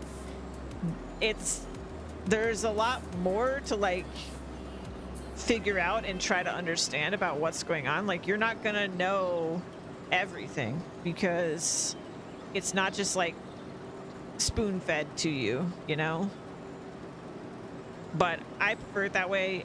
Even as someone who has a terrible memory and all that stuff, I feel like I was definitely didn't feel like I didn't know at all what was going on when I was playing through the story, even though I'm sure there were a lot of things that I didn't pick up on because there are layers, you know. But it's not like I was sitting there like, what am I doing? Why am I doing it? What's going on? Like, nah, you definitely understand the broad strokes of everything if you just play the game and read what people are saying to you. But I love that there's like an extra 5 layers of the onion if you look for it, you know. They have things like Dark Souls has, where like item descriptions can have interesting lore and like, yeah, like everywhere you can think of, every other game that's ever had lore, like where they put lore, like whether it's just like where something is in the world, you know, where you find a corpse or an item description, or talking to someone that you don't have to talk to for a quest, but you can talk to, you know, finding a book, like every RPG tool you can think of to tell you a story, WoW has it. All of those things exist, but also it's designed, I think it's done so cleverly, in my opinion, because you could consume none of those things and still understand what's going on. You just won't have the depth that you could, but there's like more depth available. Same for like, they have all this supplementary stuff, right? Like I haven't dived into the supplementary stuff yet. But like there's books and and audio, basically like audio stories and all sorts of stuff that you can dive into outside of the actual game. Very, very cool.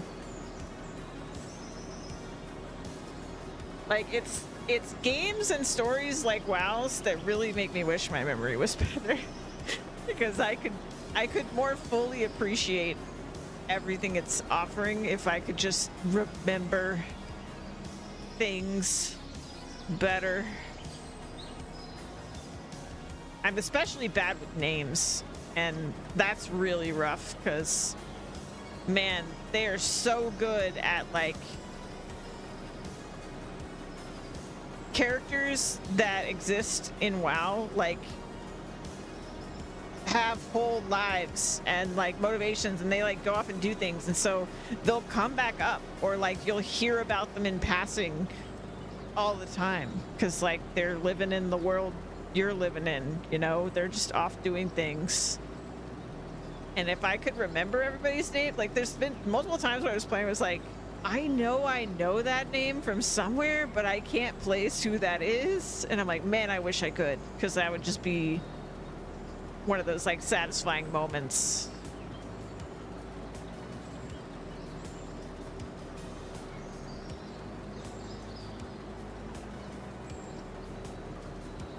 But WoW's great. So I think that's why I know I've like mused it a few times, especially on farming days, where I'm like, do I want to stream WoW again?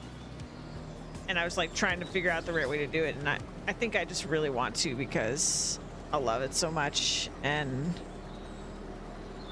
honestly, maybe I'll digest it better streaming it than just playing it by myself. I'm not sure. Like maybe just the act of reading it out loud to you guys and like talking about it will cement things in my mind better.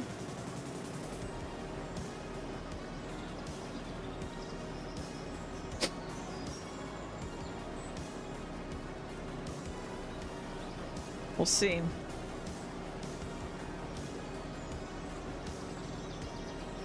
This is a lot of grain veins. Or rather, it's like, I feel like we're only getting 5% of the actual thing that I'm picking up out of the ground. It's very not dense, and yet I have 10,000 liters of it because this field's huge.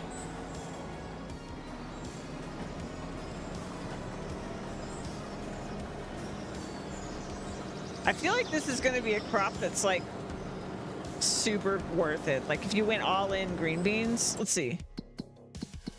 What is the sell price for this? I'm so curious. Yep. Yeah. Amazing pricing, right? Because it's very not dense. So 741 per 1,000 liters.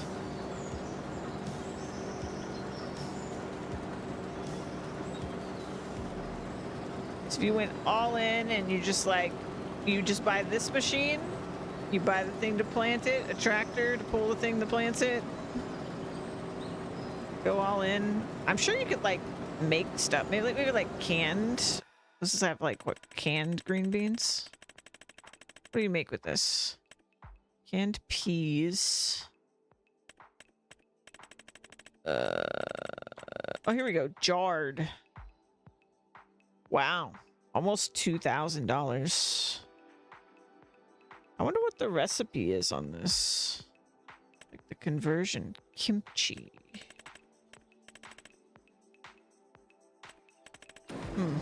Yeah, I don't know.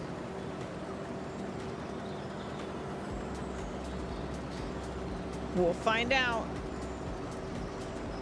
Next playthrough.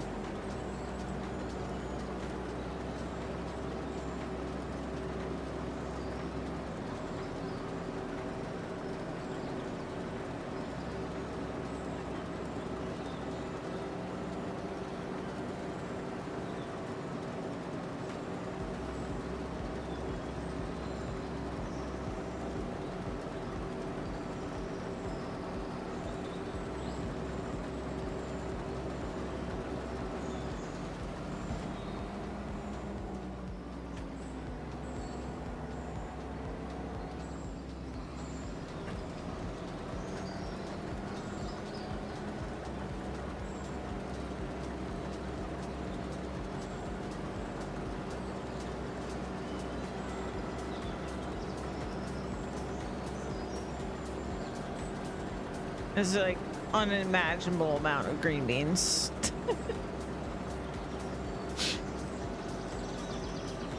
I can't imagine just seeing a pile of green beans this big in real life.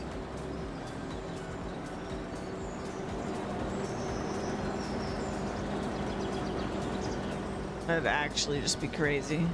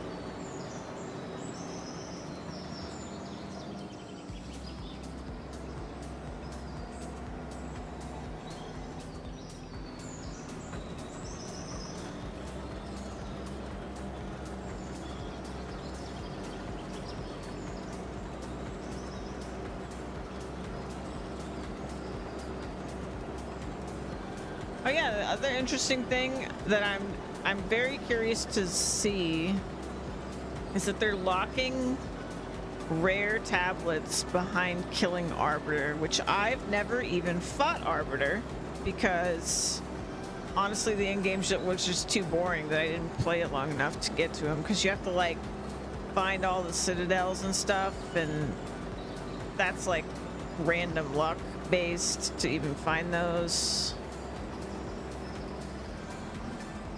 And like I did not play enough in game to get that far.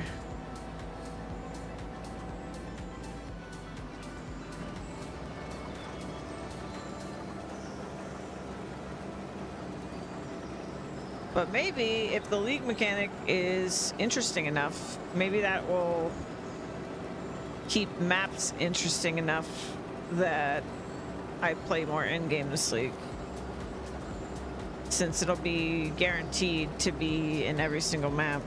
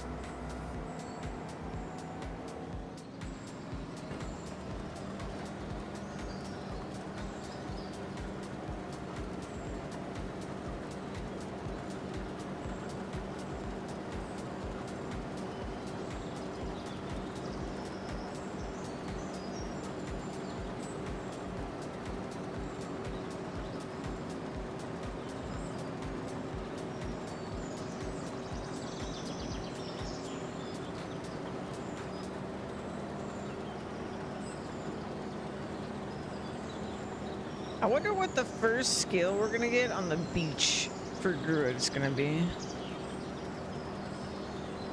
Like, are we just gonna turn into an animal right off the bat? That'd be crazy. Before you even get to camp.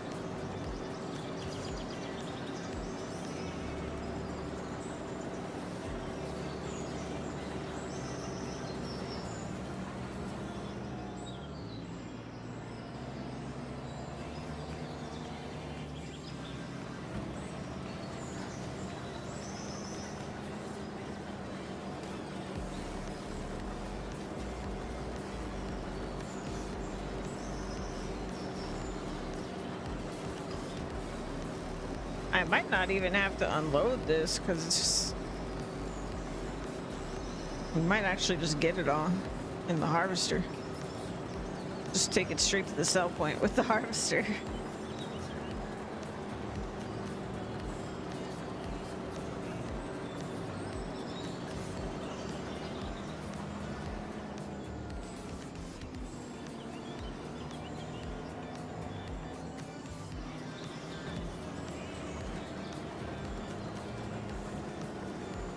We'll see though, it's really close.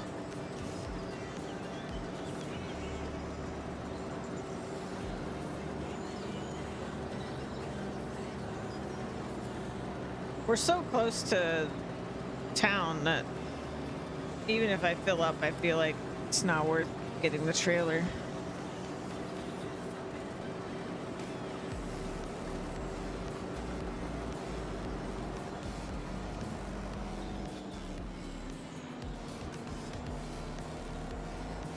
I think I'm just barely not going to be able to fit it all.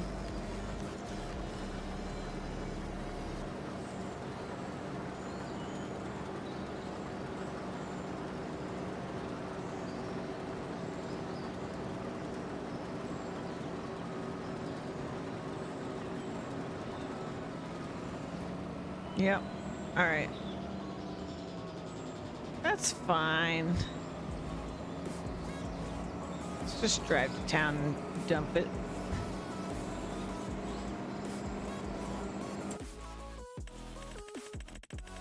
Let me make sure it's not like a drastically worse price or something.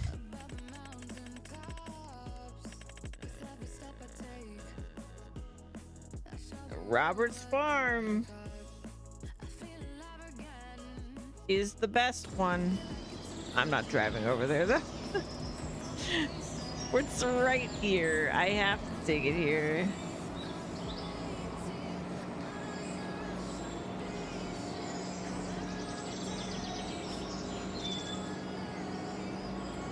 If this playthrough wasn't ending, I would drive it over there, but we don't need to drive it over there.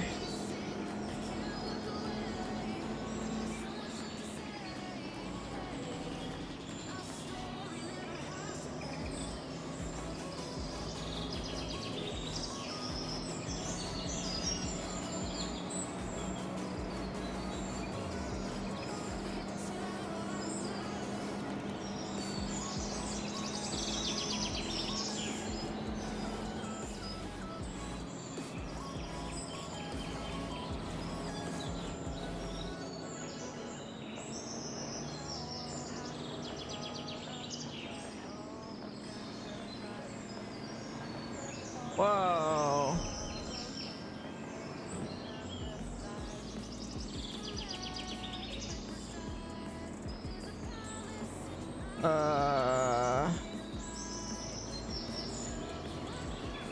Oh.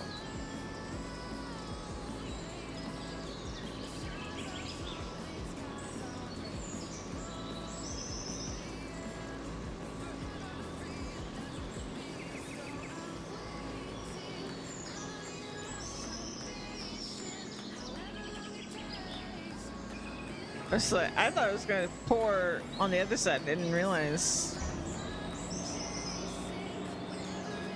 It's cool.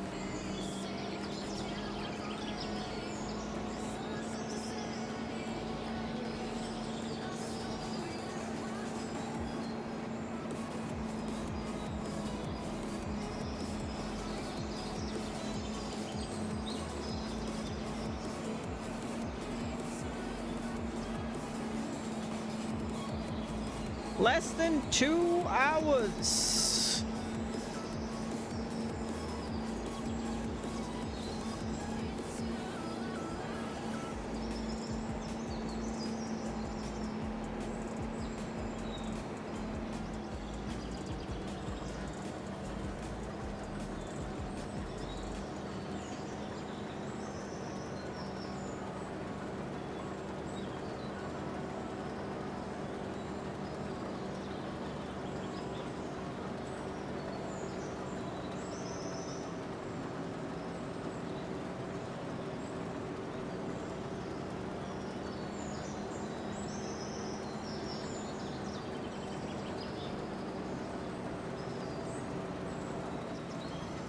And after I harvest this can go right into storage because it only harvests green beans.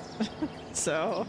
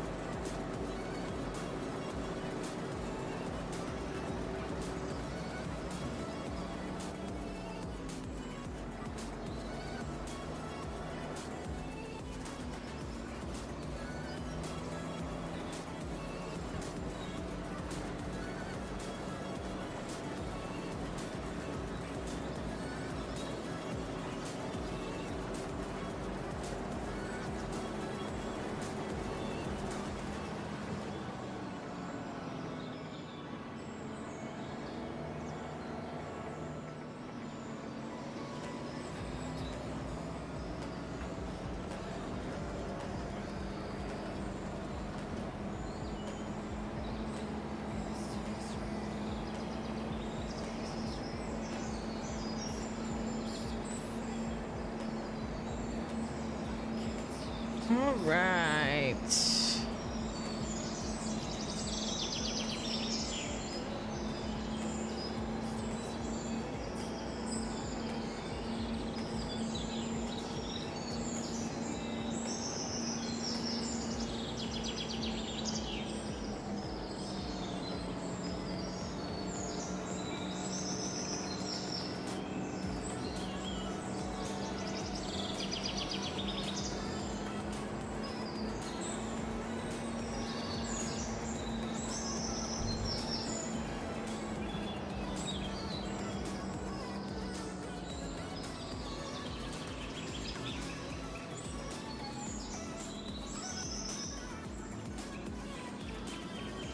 Good stuff.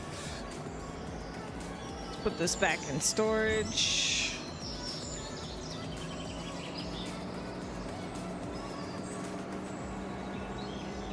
Well, it looks like I can get at least one more crop done.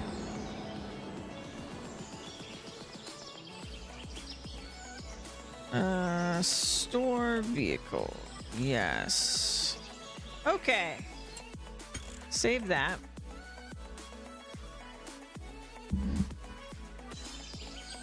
So what do we got? Grass. Grass. Okay. So we have 1, 2, 3, 4, 5, 6, 7, 8 more crops still growing. It's weird. I thought I already had a spinach harvester, but maybe I bought it for not my spinach? That must have been the case. Okay, so see, that's 3 months out, 2 months.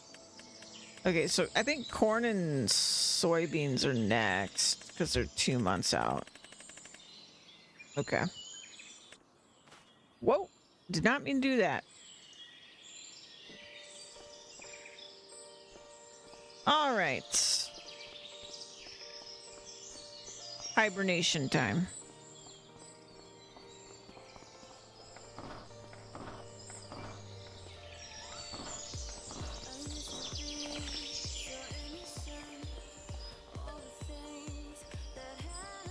Let me also check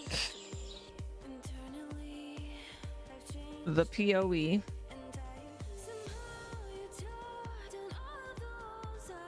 Okay, POE's down, so it's not ready yet. Let me check.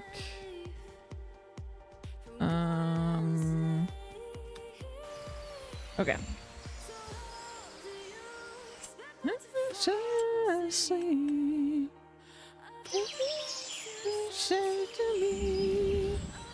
Oh, it's raining. Gotta love that.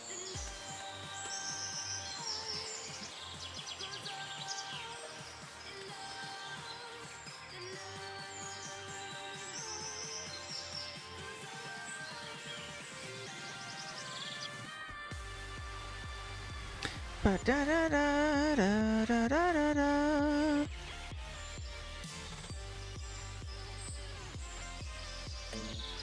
I'm gonna check it every time, but nothing should be ready for a minute here. So we're still in August.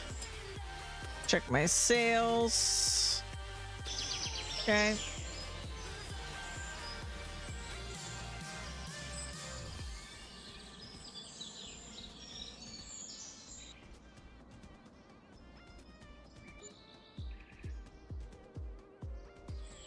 Snow? That's snow?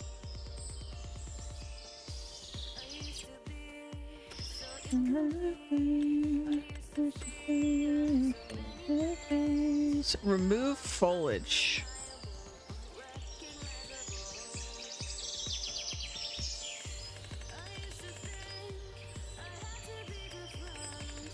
Remove foliage.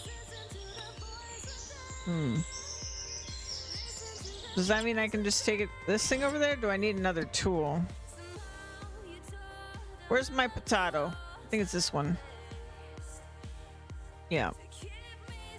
Well, let's just take this over there. see what happens. Welcome to September.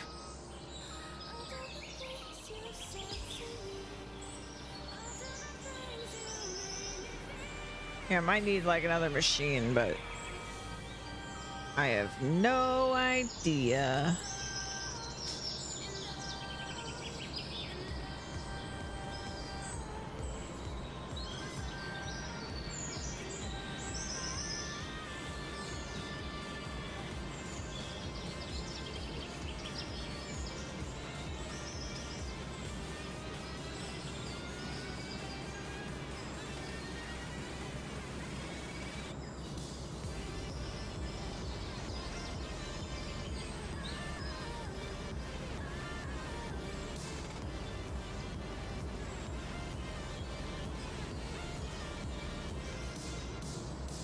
Oh, it's foggy.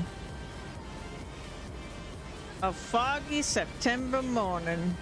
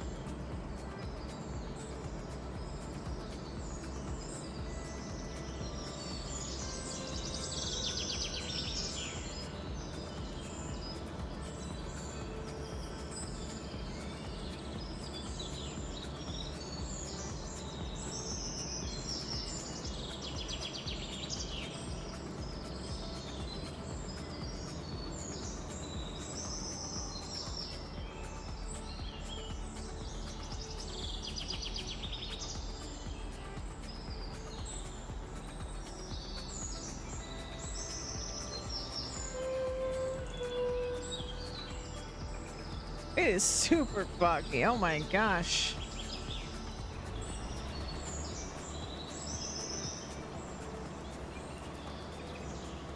I can't harvest it, can I? Okay. Good to know. Okay, so we need something else. Let me save. So we need to buy something. Time to puzzle this out. Potatoes. Plant. Dig.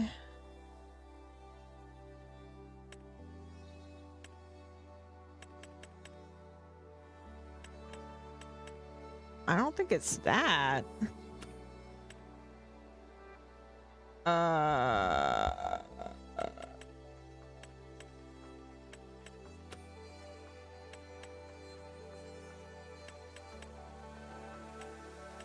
Potato technology.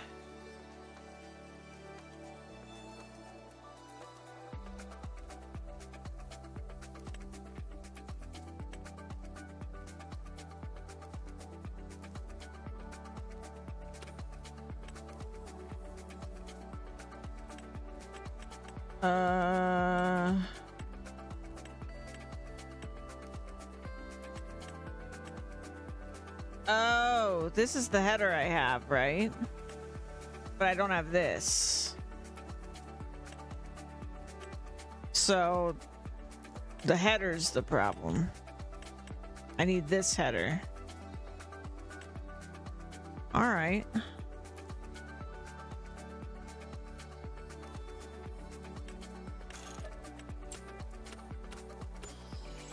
Okay, let's just do...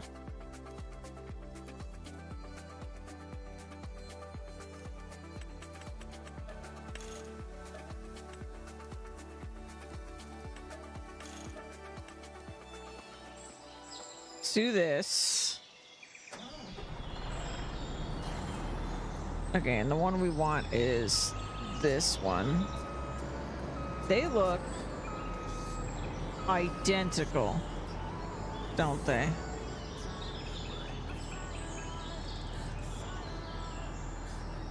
Okay, that says potatoes. The only difference is this one's clean. That's pretty much it.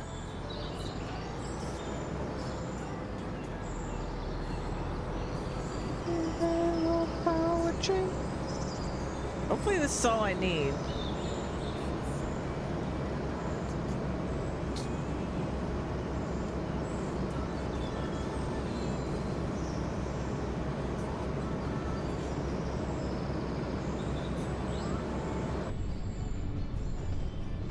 Nah, I can't drive with that thing.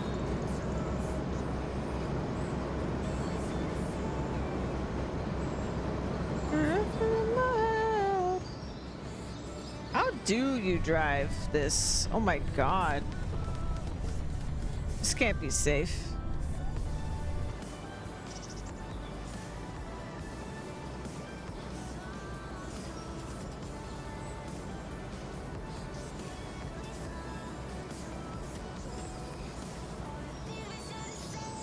I mean, you're not exactly taking this machine on the highway, so I guess it's fine.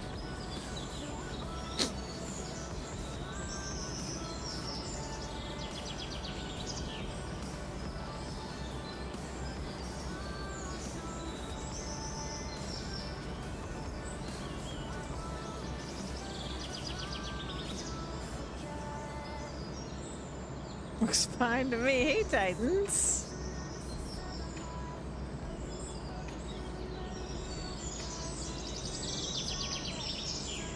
Welcome in. Good morning.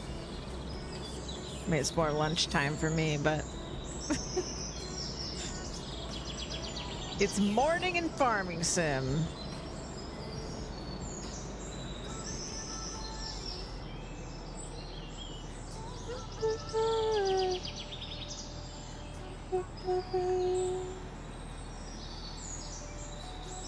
Something to forget.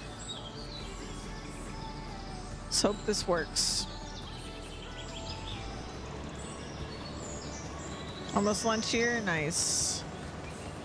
There we go. Potatoes. Got them. Figured it out. Oh yeah, let's do the crop check.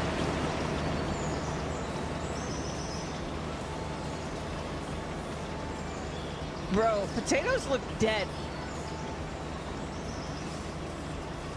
They look like a weed. I wouldn't look at that and be like, yay, my crop is ready. I'd be like, oh no, my crop's died. But apparently we're all good here.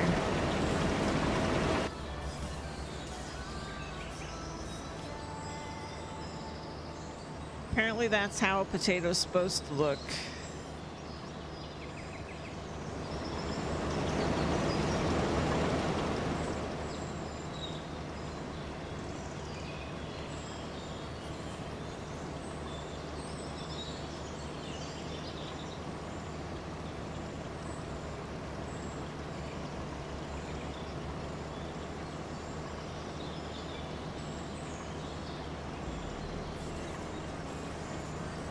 We got so much fog.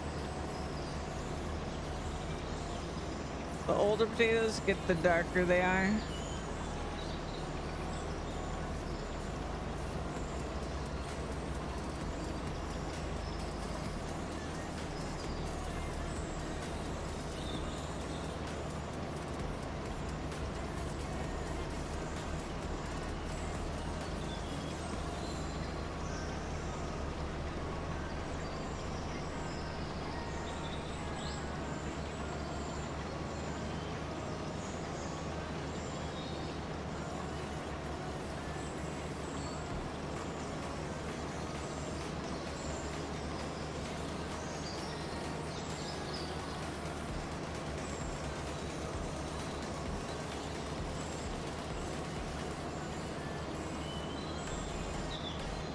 Plus they're covered in dirt. Yeah, I'm just surprised like the leaves were so brown. My God, it's fog.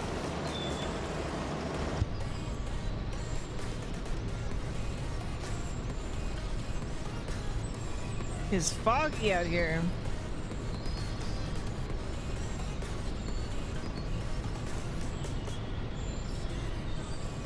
We gotta go full immersion mode.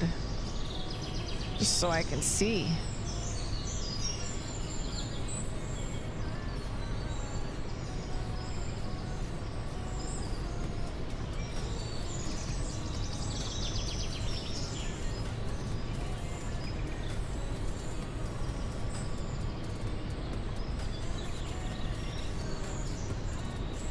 It's actually easier this way.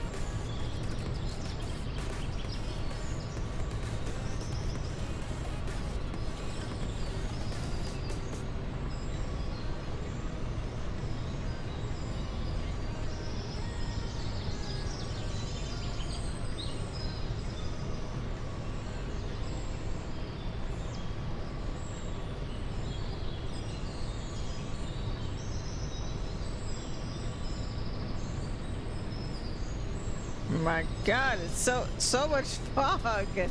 My goodness. What is happening? Oh my God, I cannot see.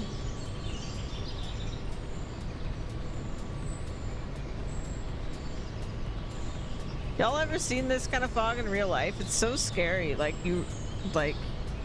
I've had to stop driving before because of fog like this.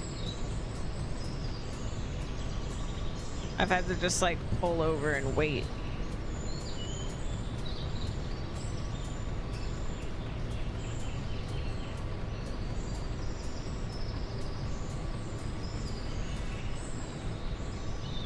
Like when you can't see the front of the hood of your car anymore because it's so foggy. Time to pull over.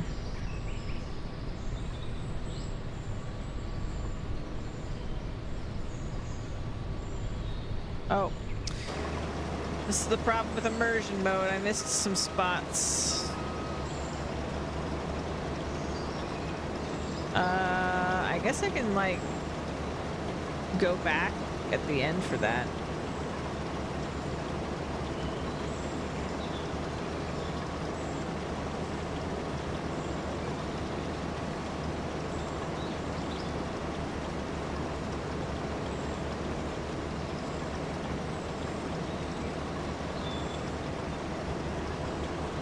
I can hardly see up at the top of this field though.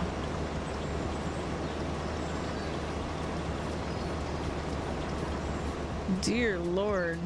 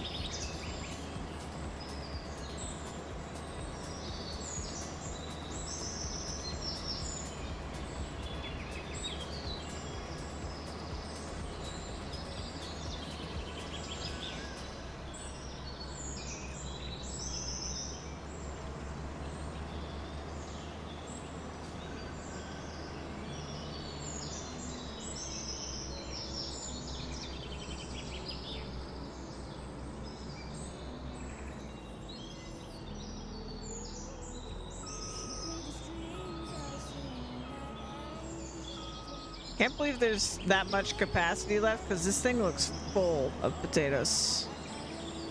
Absolutely brimming with them.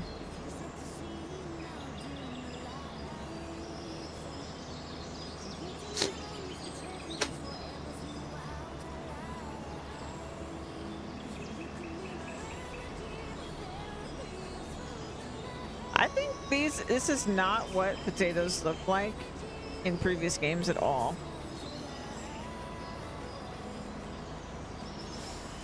Like in the ground at least.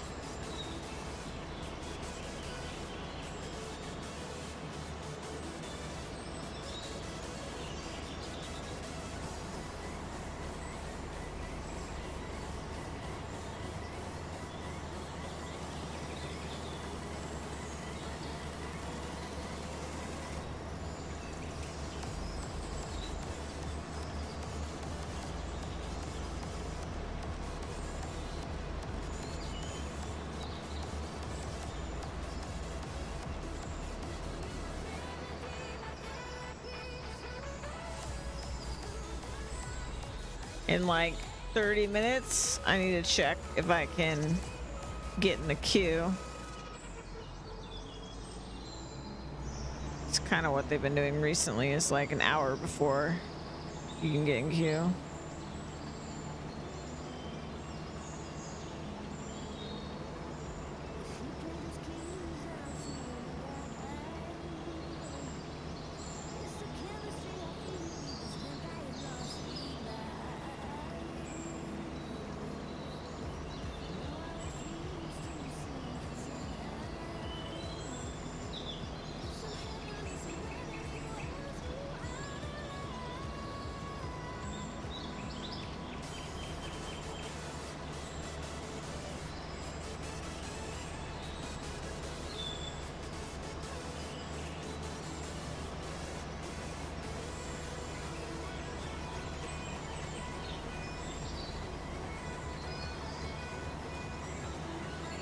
It's definitely better than the other potato machine, the like dedicated high-end potato machine. This is way faster than that machine.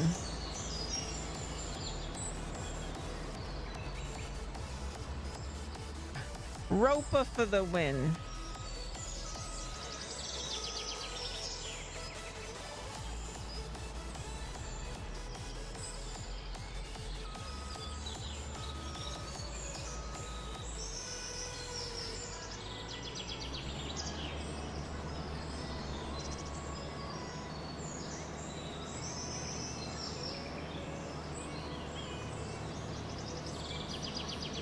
I think it has way more capacity too, if I remember the other one correctly.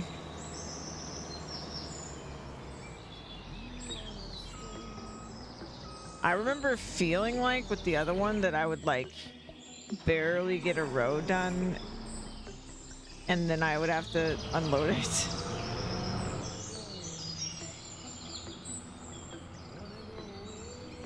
I want to say that it held like 5,000 or something, and potatoes are so dense.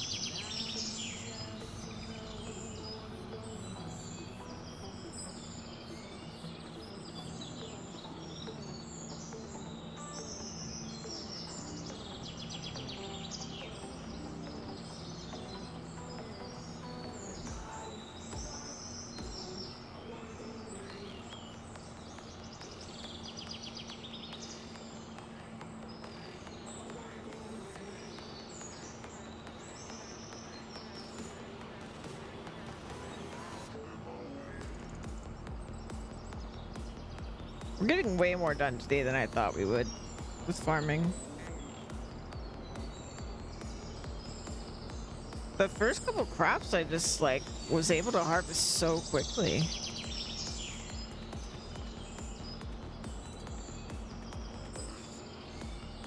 Even this is not that bad.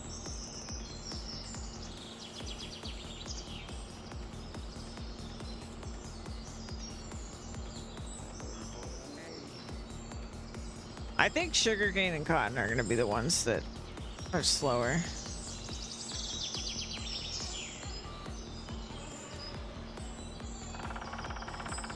Woodpecker.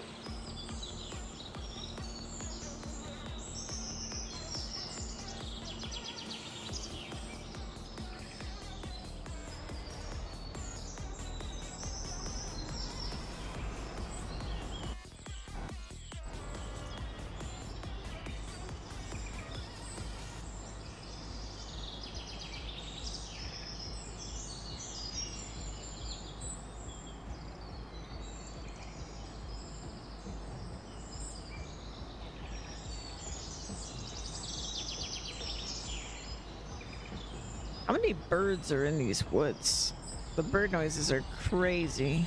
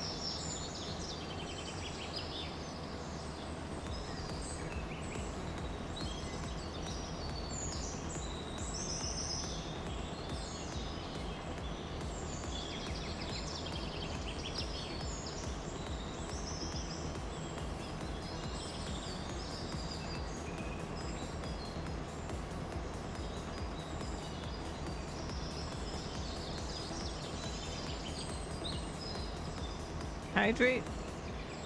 You got it. One sec. Let's get turned around.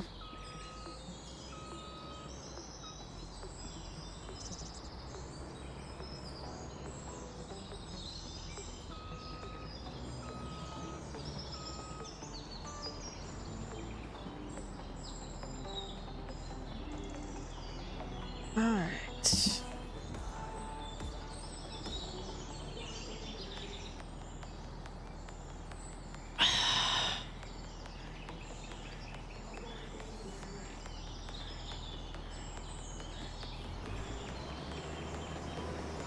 Thank you for the hydrate.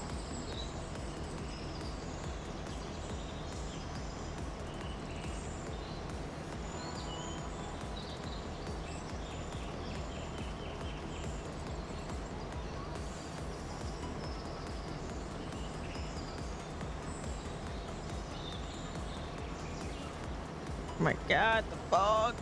The fog.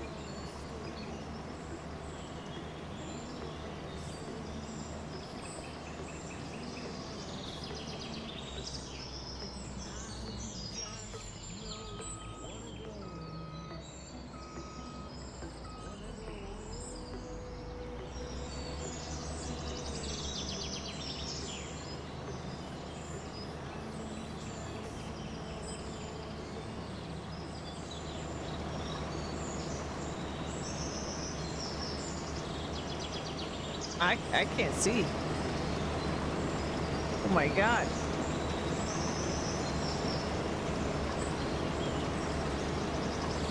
Oh wait. There we go.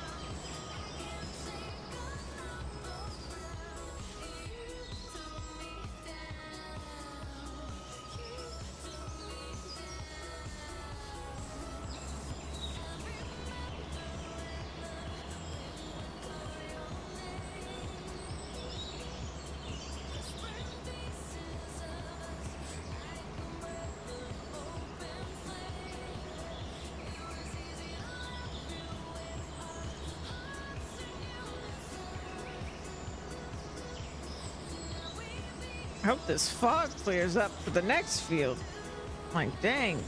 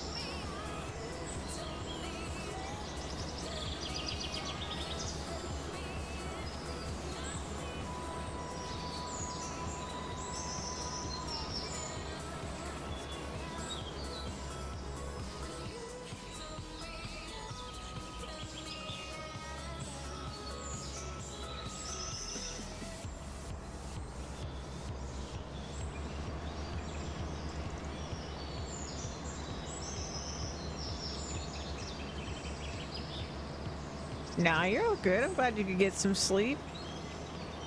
Don't worry, we're chilling.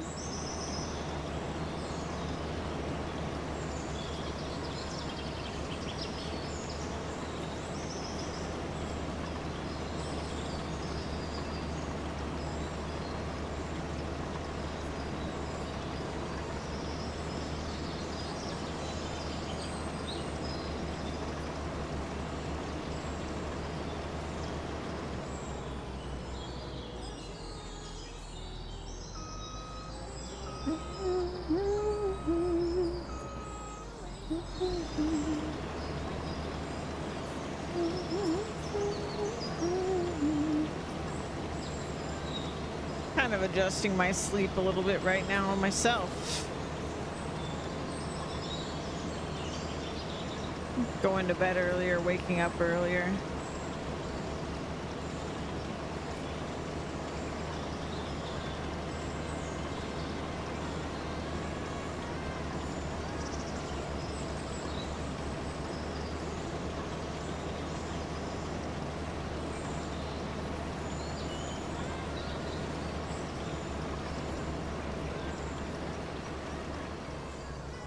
Oh my god. I cannot see.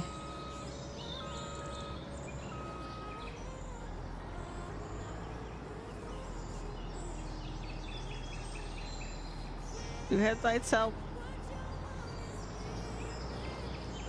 Turn my brights on.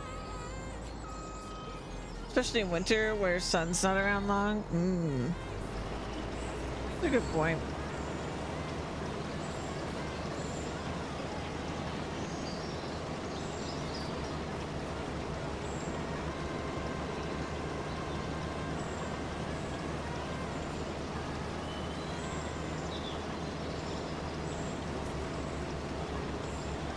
I really like early mornings too. If it was like reasonable and functional in society to be awake like or like to have a completely nocturnal schedule where I'm awake. I guess like wake up at like, I don't know, like 9 p.m. or something, and then like just be awake. I guess it would be earlier than that, actually.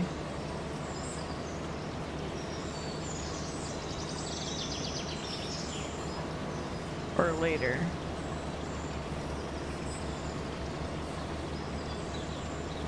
If I like went to bed at 2 p.m. and then woke up at like 10 p.m.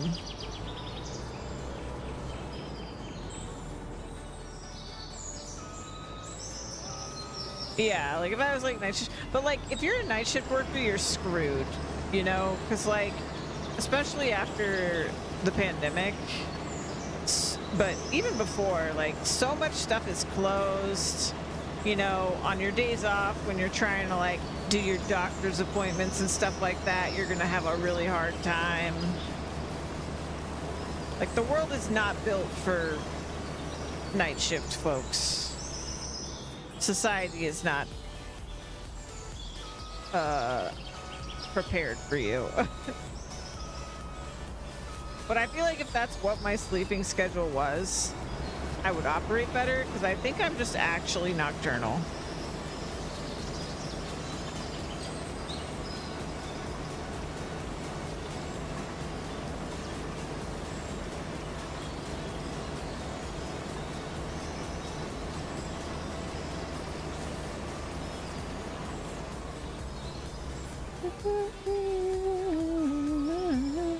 First one in the grocery shopping? Yeah, I guess so.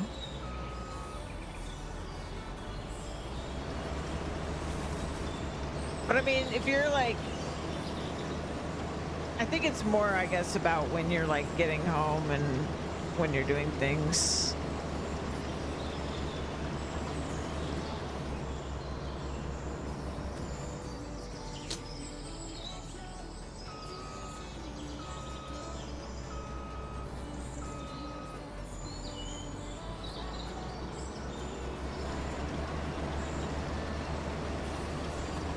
If you had the schedule I laid out, it actually wouldn't be too bad.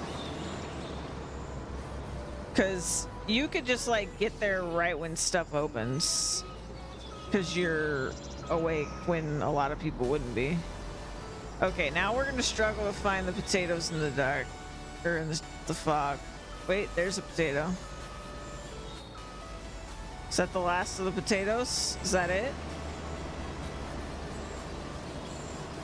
I'm honestly like scared to look at my map. Oh boy. Yeah. You know, I did pretty good. No, I think that's actually good. We did it. Go me. Pipe out. Gosh, it's so foggy. Get stuff done before you went to home and then go to bed.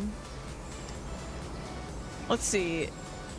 If you, the schedule I laid out, where you go to bed at 2, I actually think it wouldn't be too bad.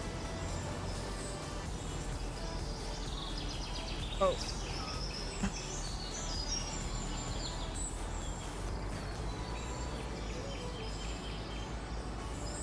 You go to bed at 10 p.m. Or sorry, you wake up at 10 p.m.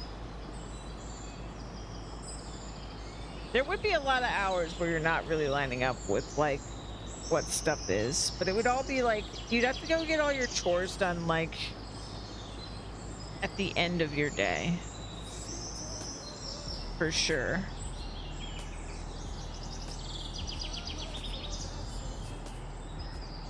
But yeah, maybe it wouldn't be as bad as I was thinking.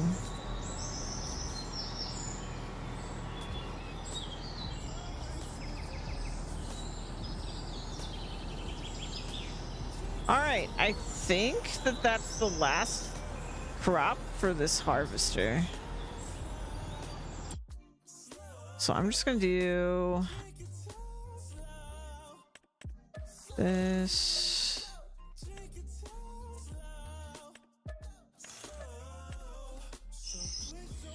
Let's pop in.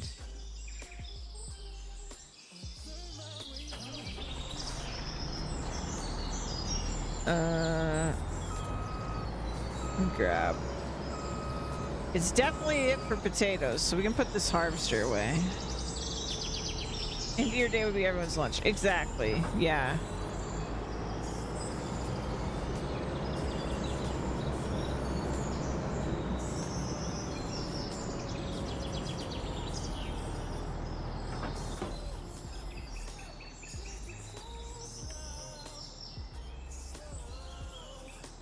I think probably socially would probably be the hardest part about it.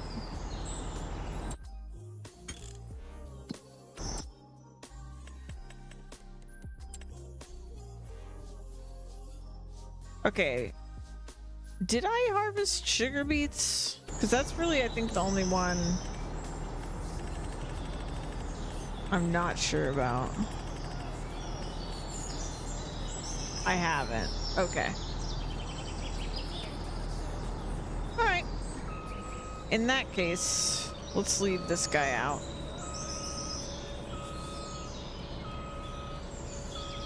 I'm gonna put the header on though.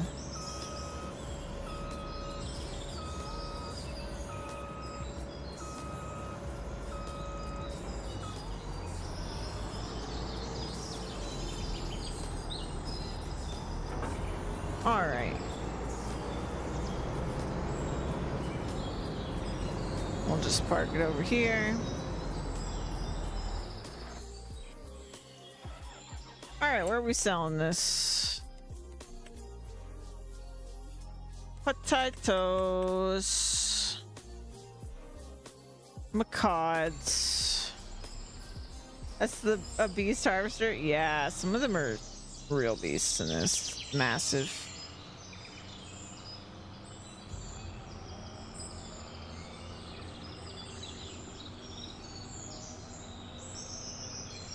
I love that thing though, like root crops prior to that machine, kind of a lot to deal with in previous farming sims, so that ropa machine makes it a lot easier than it's been in the past.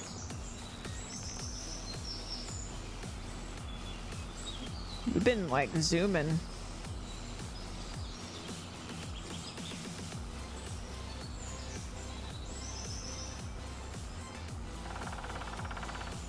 Woodpecker.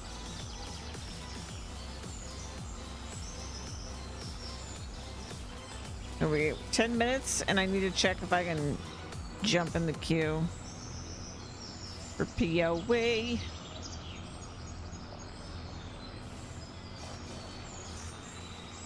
Possibly I already can, but we'll wait 10 minutes. Check. I don't want to be constantly checking.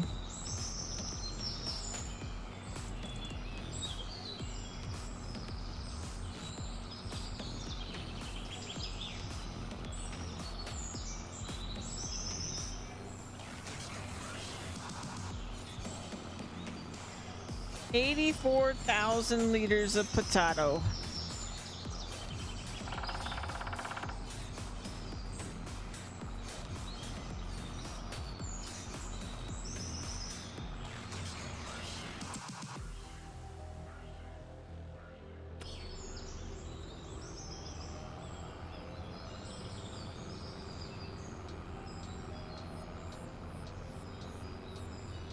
I think there was just so much more fog down there because it's actually like a lower part of the map. This map is really tricky because you really can't tell how much verticality there is until you really like think about it.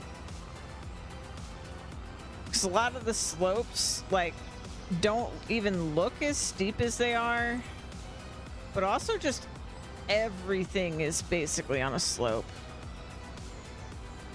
Yeah, we basically have valleys here. It's very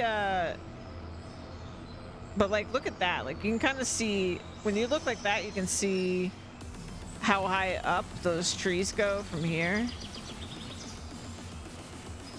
But it's very hard to note. Like it keeps continuously caught me off guard during this playthrough. Be like, oh, like I would notice because like my vehicle would be struggling or something, and I'm like, oh, I'm on a slope, you know. But otherwise, I wouldn't know.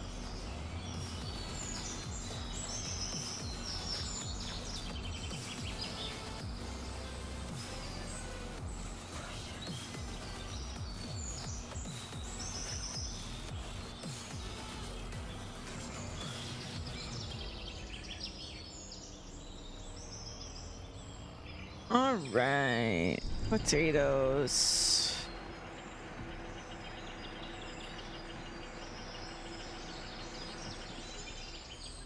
$21,000. Didn't even pay for the header. Take you 4 years to pay off the header. With potatoes. All right, what's next?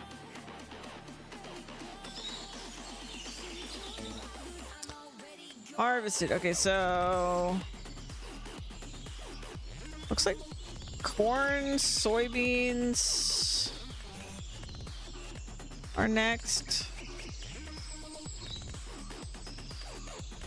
Which soybeans, I'm not sure what I harvest with, actually.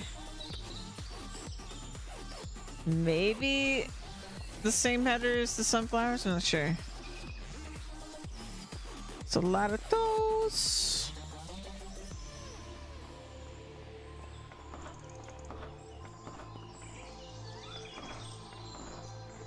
Ba, ba, ba, ba, ba, ba, ba, ba.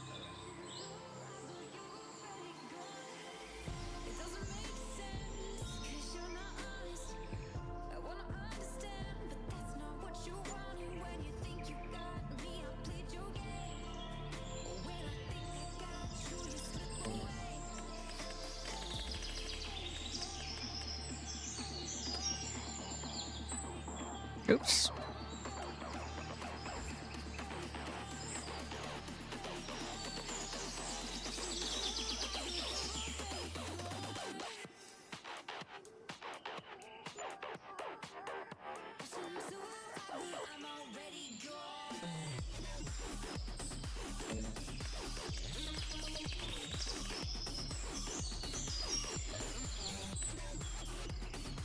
Hibernation time.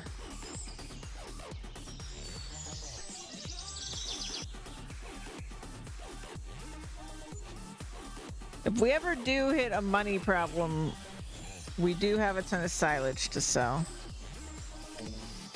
If any of these harvesters get beyond my capabilities. Okay. Corn.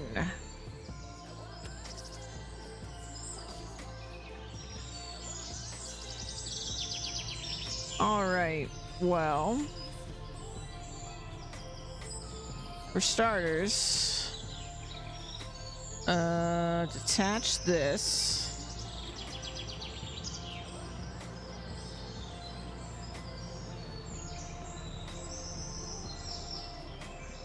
Because we need to grab the other header.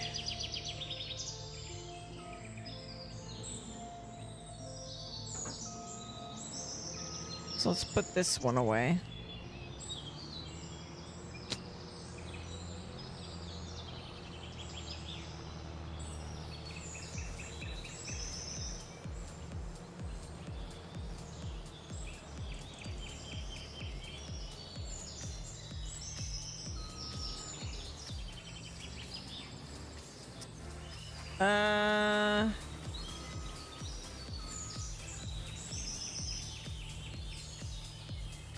Actually, do I need to grab this one before the...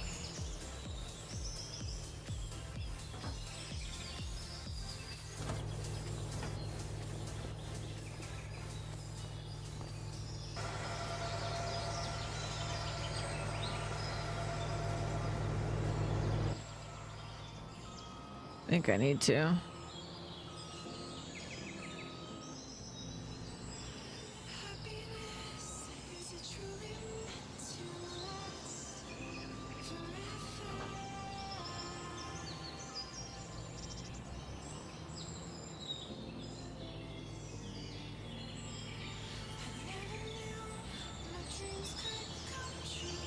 Can I not?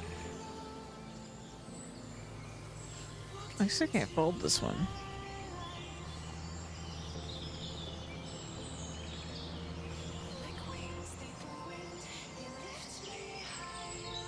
Oops.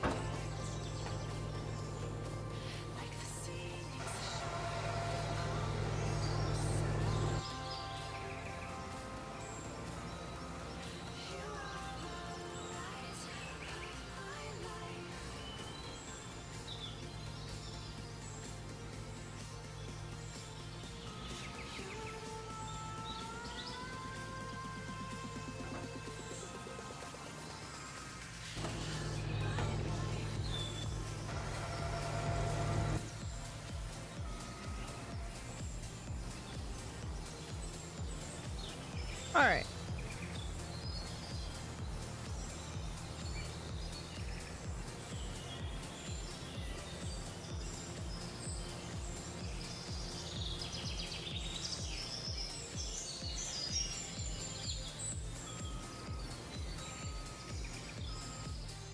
Where be the corn?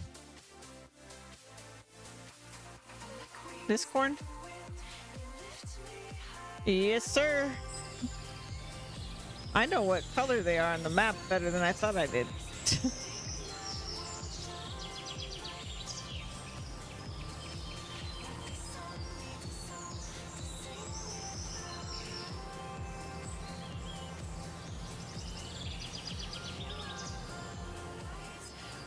Here, hold on. I'm gonna take a gas stop here. So many crops.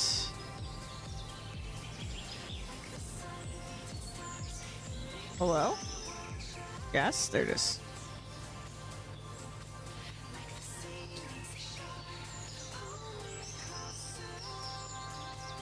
Oh, while we're fueling, let me check POE. Well, there's a patch. So that's good.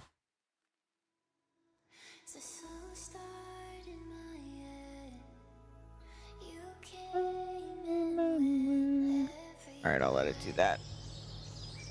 $718 on fuel. Youch.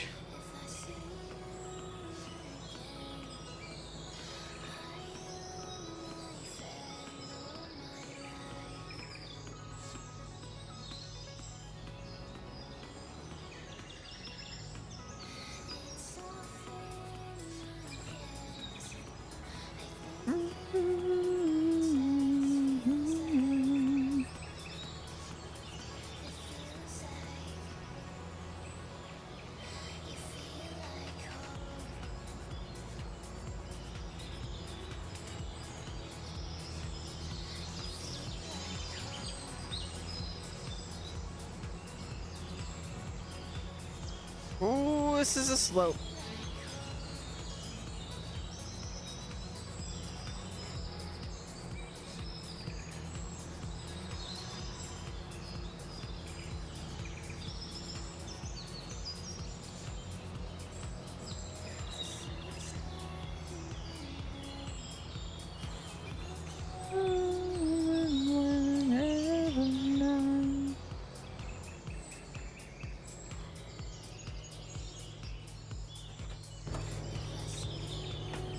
We're chugging. Look at that.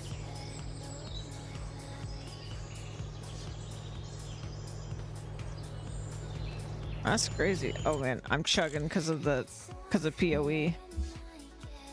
Hold on. Let me check it. Oh yeah. Okay. There might be a couple drop frames, I'm not sure. 35 gigabyte patch happening right now. Tell you what. I think this is the big one. So let me do this. We're gonna quit farming sim. Let me go RF.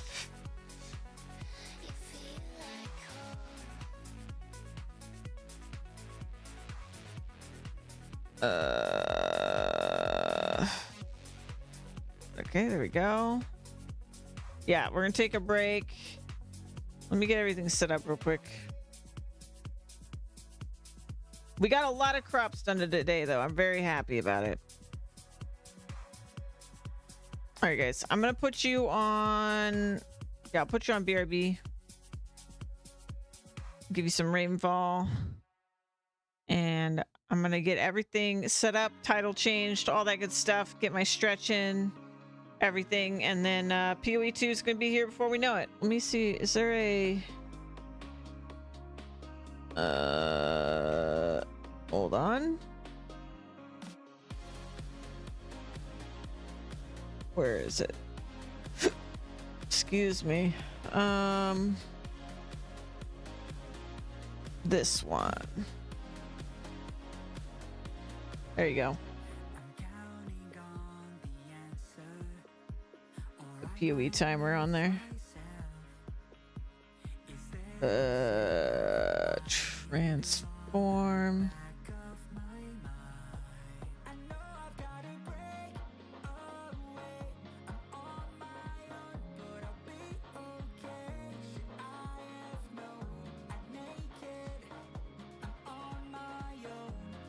Okay.